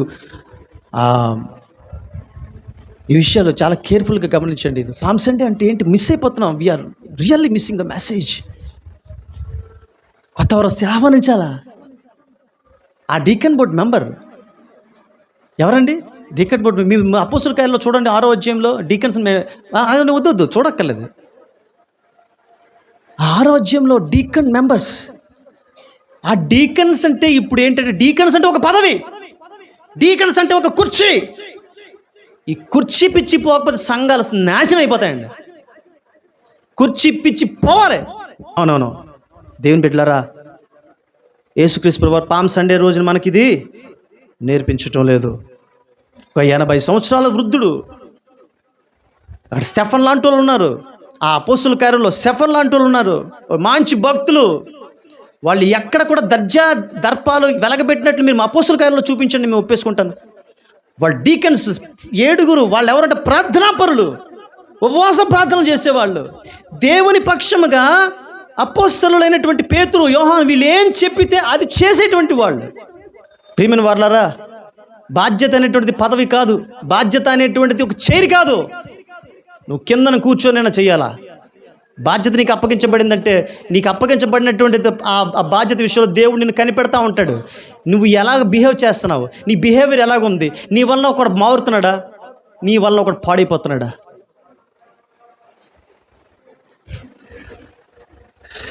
ఓకే. సో ఆయన ఏమంటున్నాడంటే, ఇదిగో సాత్వికుడు. ఈ సాత్వికుడికి ఏమంటున్నాడు తెలుసా?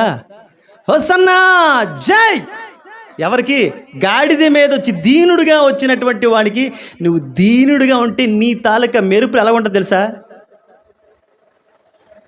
దండలేయండి, నాకు దండలేయండి. ఏంటి ఒక నాయకుడు అన్నాడట రాజీవ్ గాంధీకి దండలేస్తుంటే ఈయన దండలు కూడా ఇట్లేదట. మన స్టేట్ నుంచి వెళ్ళినట్టు ఒక మినిస్టర్కి. బ్రదర్ నాకు అర్థమైపోద్ది, మళ్ళీ వాయిస్ బయటికి వెళ్తుంది స్వరం. ఆమె గుడ్ మిమిక్రీ ఆర్టిస్ట్ అండి. అన్నారు ఎన్టీఆర్.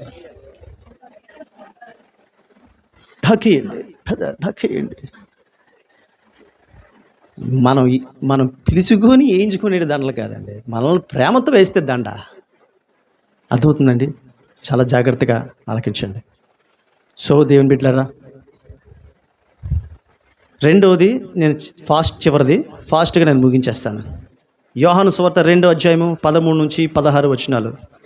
అందులో చదవద్దు, లాస్ట్ చదవండి. యేసుక్రీస్తు ప్రభువారు మొట్టమొదటి ఏంటంటే ఆయన సాత్వికుడికి వచ్చాడు. రెండోది ఏంటంటే ఈ క్లెన్స్డ్ ద టెంపుల్ కదా. అతను నా తండ్రి ఇంటిని వ్యాపారపు టిల్లుగా చేసేసారండి తండ్రి ఇంటిని. యేసుక్రీస్తు ప్రభువారు ఎన్నిసార్లు వచ్చాడు అనుకున్నాడు యెరూషలేము మందిరంలోనికి? ఒకసారి అనుకున్నారు, 2 సార్లు వస్తాడు. అందుకనే యోహాను సువార్త మీకు 2వ అధ్యాయంలోనూ కనబడుతుంది. యోహాను సువార్త 2వ అధ్యాయంలోనే కనబడుతుంది. ఏంటి? యేసుక్రీస్తు ప్రభువారు మందిరాన్ని శుభ్రం చేయడం, మందిరాన్ని క్లీన్ చేయడం. అప్పుడు ఏమన్నాడు తెలుసా ఆయన? నా మందిరాన్ని దేవుని ఇంటిని, నా తండ్రి ఇంటిని మీరు ఏం చేశారంటే వ్యాపారం చేసి ఇల్లుగా మార్చేశారు అని చెప్పేసి అక్కడ చాలా బీభత్సం చేశాడు యేసుక్రీస్తు ప్రభువారు. ఇప్పుడు మత్తయి సువార్త 21:12-13 చదవండి. ఇప్పుడు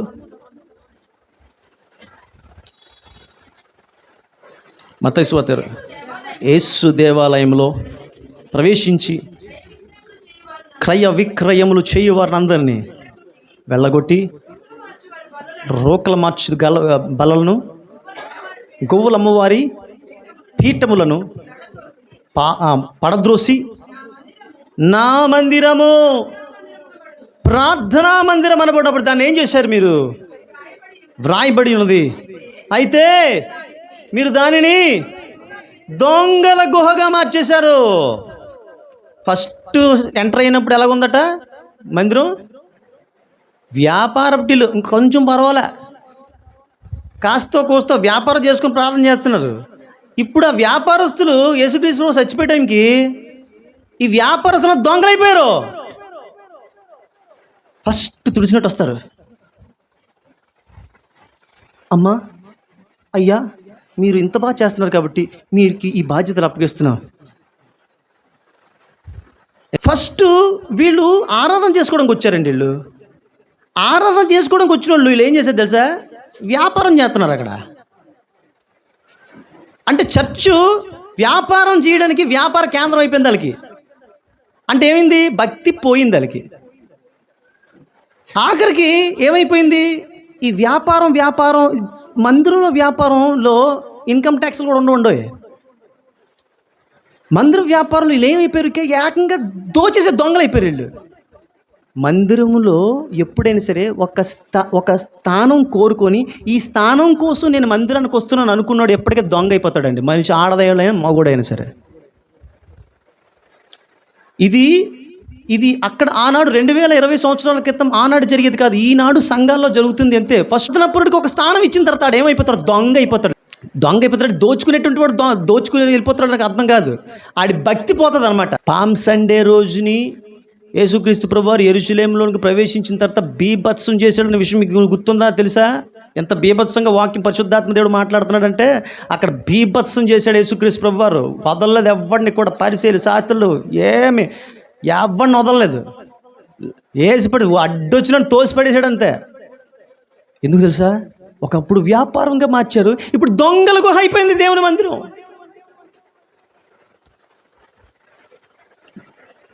అంటే 3.5 సంవత్సరాల కాలంలో ఏమైపోయింది? 3 సంవత్సరాల కాలంలో వ్యాపారపు టిల్లు దొంగల గుహ అయిపోయింది. అర్థమైందండి? అంటే మినిస్ట్రీ స్టార్టింగ్లో యేసుప్రభు వారు యెరూషలేము మందిరానికి వచ్చాడు. స్టార్టింగ్లోకి వచ్చేసరికి వ్యాపార టిల్లుగా మార్చేశారు. అప్పుడే చెదగేశాడు శుభ్రంగా. మళ్ళీ యేసుక్రీస్తు వారు చచ్చిపోయే టైంలో ఈ యెరూషలేములో జయప్రవేశం చేసి మందిరానికి వెళ్తే దొంగల గుహ అయిపోయింది. భయంకరం. అసలు దేవుడు లేదు, దెయ్యం లేదు. వారు ఒక్కసారి ఊహల్లోకి వెళ్ళండి. మనం అక్కడ ఏమీ లేనప్పుడు టెంట్లో ఆరాధన చేసుకునేటప్పుడు మీరందరూ ఎలాగుండేవాళ్ళు, ఇప్పుడు ఎలాగైపోయారు? 3 సంవత్సరాల క్రితం ఎంత అమాయకంగా, ఎంత దివ్యంగా ఉన్నారండి మీరు. ఎవడు పాడు చేశాడండి మిమ్మల్ని? మీకు తెలీదు. అవి వింటే కడుపు రగిలిపోతుందండి. యేసుక్రీస్తు ప్రభువారి దగ్గర కొరడా ఉంది, ఇక్కడ కూడా కొరడా ఉంటే నా ఒంటి మీద చేసిన నన్ను మెడబెట్టి బయటికి గంటినే నేను ఒప్పుకుంటాను, కానీ సంఘంలో ఆత్మలు చంపితే మాత్రం ఒప్పుకునేది లేదు. ఒక్క ఫోన్ ఇంతకుముందు ఆత్మీయంగా ఉన్నాడు, ఈరోజు వాడు ఆత్మీయత ఎలా చచ్చిపోయింది తెలుసా? నువ్వు ఒక్క ఫోన్ కలిసి చంపేస్తున్నావు. ఆత్మీయతతో చంపేయడం ఈజీ, టాలెంట్ ఉపయోగించి 100 మందిని సేకరించుకోవడంలో నేను దిట్ట. టాలెంట్లు ఉపయోగిస్తే, కానీ ఈరోజు 3 సంవత్సరాల క్రితం ఎంత అమాయకంగా ఉందండి. ఈరోజు ఎంతవరకు వచ్చింది తెలుసండి? యేసు ప్రభు అందుకని ఏం చేస్తారు, AD 70లో మొత్తం బిల్డింగ్ అంతా పడగొట్టించాడు. ఈ దేవాలయాన్ని కూల్చేస్తానన్నాడు, కూల్చేశాడు అంతే దేవుడు. వాళ్ళు కూడా శాస్త్రులు పరిచయులందరూ కూడా మా దేవాలయం ఓ రక్ష రేకుల్ని వెడల్పు చేసుకుని, ఓ మా దేవాలయం, మా ధర్మశాస్త్రం, మేము ధర్మోపదేశకులం, మేము పరిచయ్యలం, మేము శాస్త్రం. దేవుని మందిరంలో నవ్వాలన్నా కొమ్మెత్తాలన్నా దేవుడు ఎత్తాలండి, నువ్వు నేను కాదండి. నీకు ఇచ్చిన పని నాకు ఇచ్చిన పని నేను చేసుకుంటూ పోతే సంఘం అభివృద్ధి చెందాలంటే అర్థమైంది తెలుసా? ఆత్మీయంగా అభివృద్ధి చెందాలి. ఆత్మీయంగా అభివృద్ధి చెందుకు ఆత్మీయులుగా అనేకులుగా అభివృద్ధి చెందాలండి. అది అభివృద్ధి అండి. ఇన్ఫ్రాస్ట్రక్చర్లు బోల్డ్ ఉన్నాయండి, ఇన్ఫ్రాస్ట్రక్చర్లు ఏముందండి, రేపొద్దు ఇంకా పెరుగుతాయండి. ఇన్ఫ్రాస్ట్రక్చర్ ఏముందండి, రేపొద్దు బాగా పెరుగుతుంది. నువ్వు పాడు చేస్తున్నావా సంఘాన్ని? నువ్వు సాత్వికుడు, దీన మనసు, నీకు ఒక బాధ్యత దేవుడు అప్పగించాడు. దేవుడు నీకు ఒక బాధ్యతను అప్పగించాడు. అర్థం ఏంటి తెలుసా? నీకు ఆ బాధ్యతను తగ్గిపోయి నువ్వు 10 మందిని కలుపుకో. 10 మందిని కలుపుకోవడం ఒక గ్రూప్గా ఏర్పాటు చేయకు. నీకంటూ ఒక దండుని ఏర్పాటు చేసుకుంటున్నావు నువ్వు. ఇది ఒక చర్చికి సంబంధించిన కాదు, అనేక చర్చిలకు సంబంధించిన మ్యాటర్. అర్థమవుతుందండి మీకు? నాశనం అయిపోతానండి చర్చెస్. యేసుక్రీస్తు ప్రభువారు అందరూ జయము జయమంటుంటా ఓ ఉబ్బి తబ్బిపోయాడు, సంతోషంగా ఉబ్బి తబ్బిపోయాడు.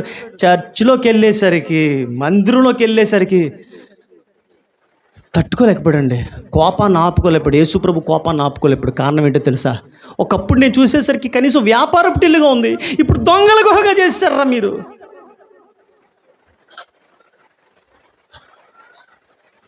దేని బిడ్డలారా,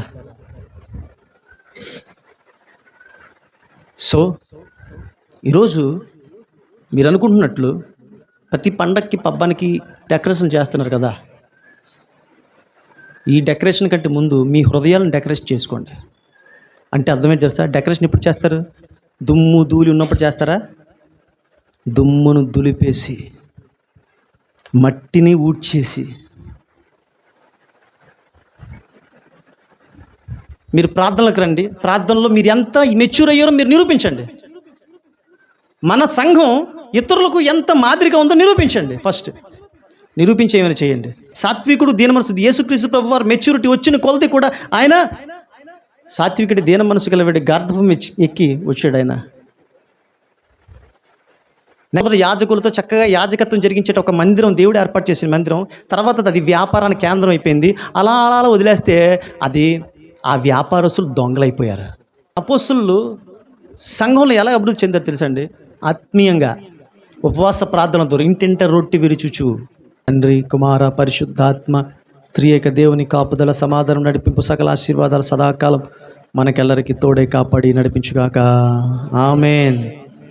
ఆశీర్వాదంబుల్ మా మీద వర్షింపజేయుమీషా,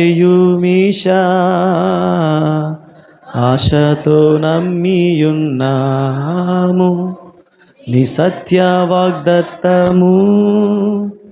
ఏ మాహి మీద కృమ్మరించుము దేవా, క్రమార ప్రేమ వశంబు కృమ్మరించుము దేవా. ఆమేన్.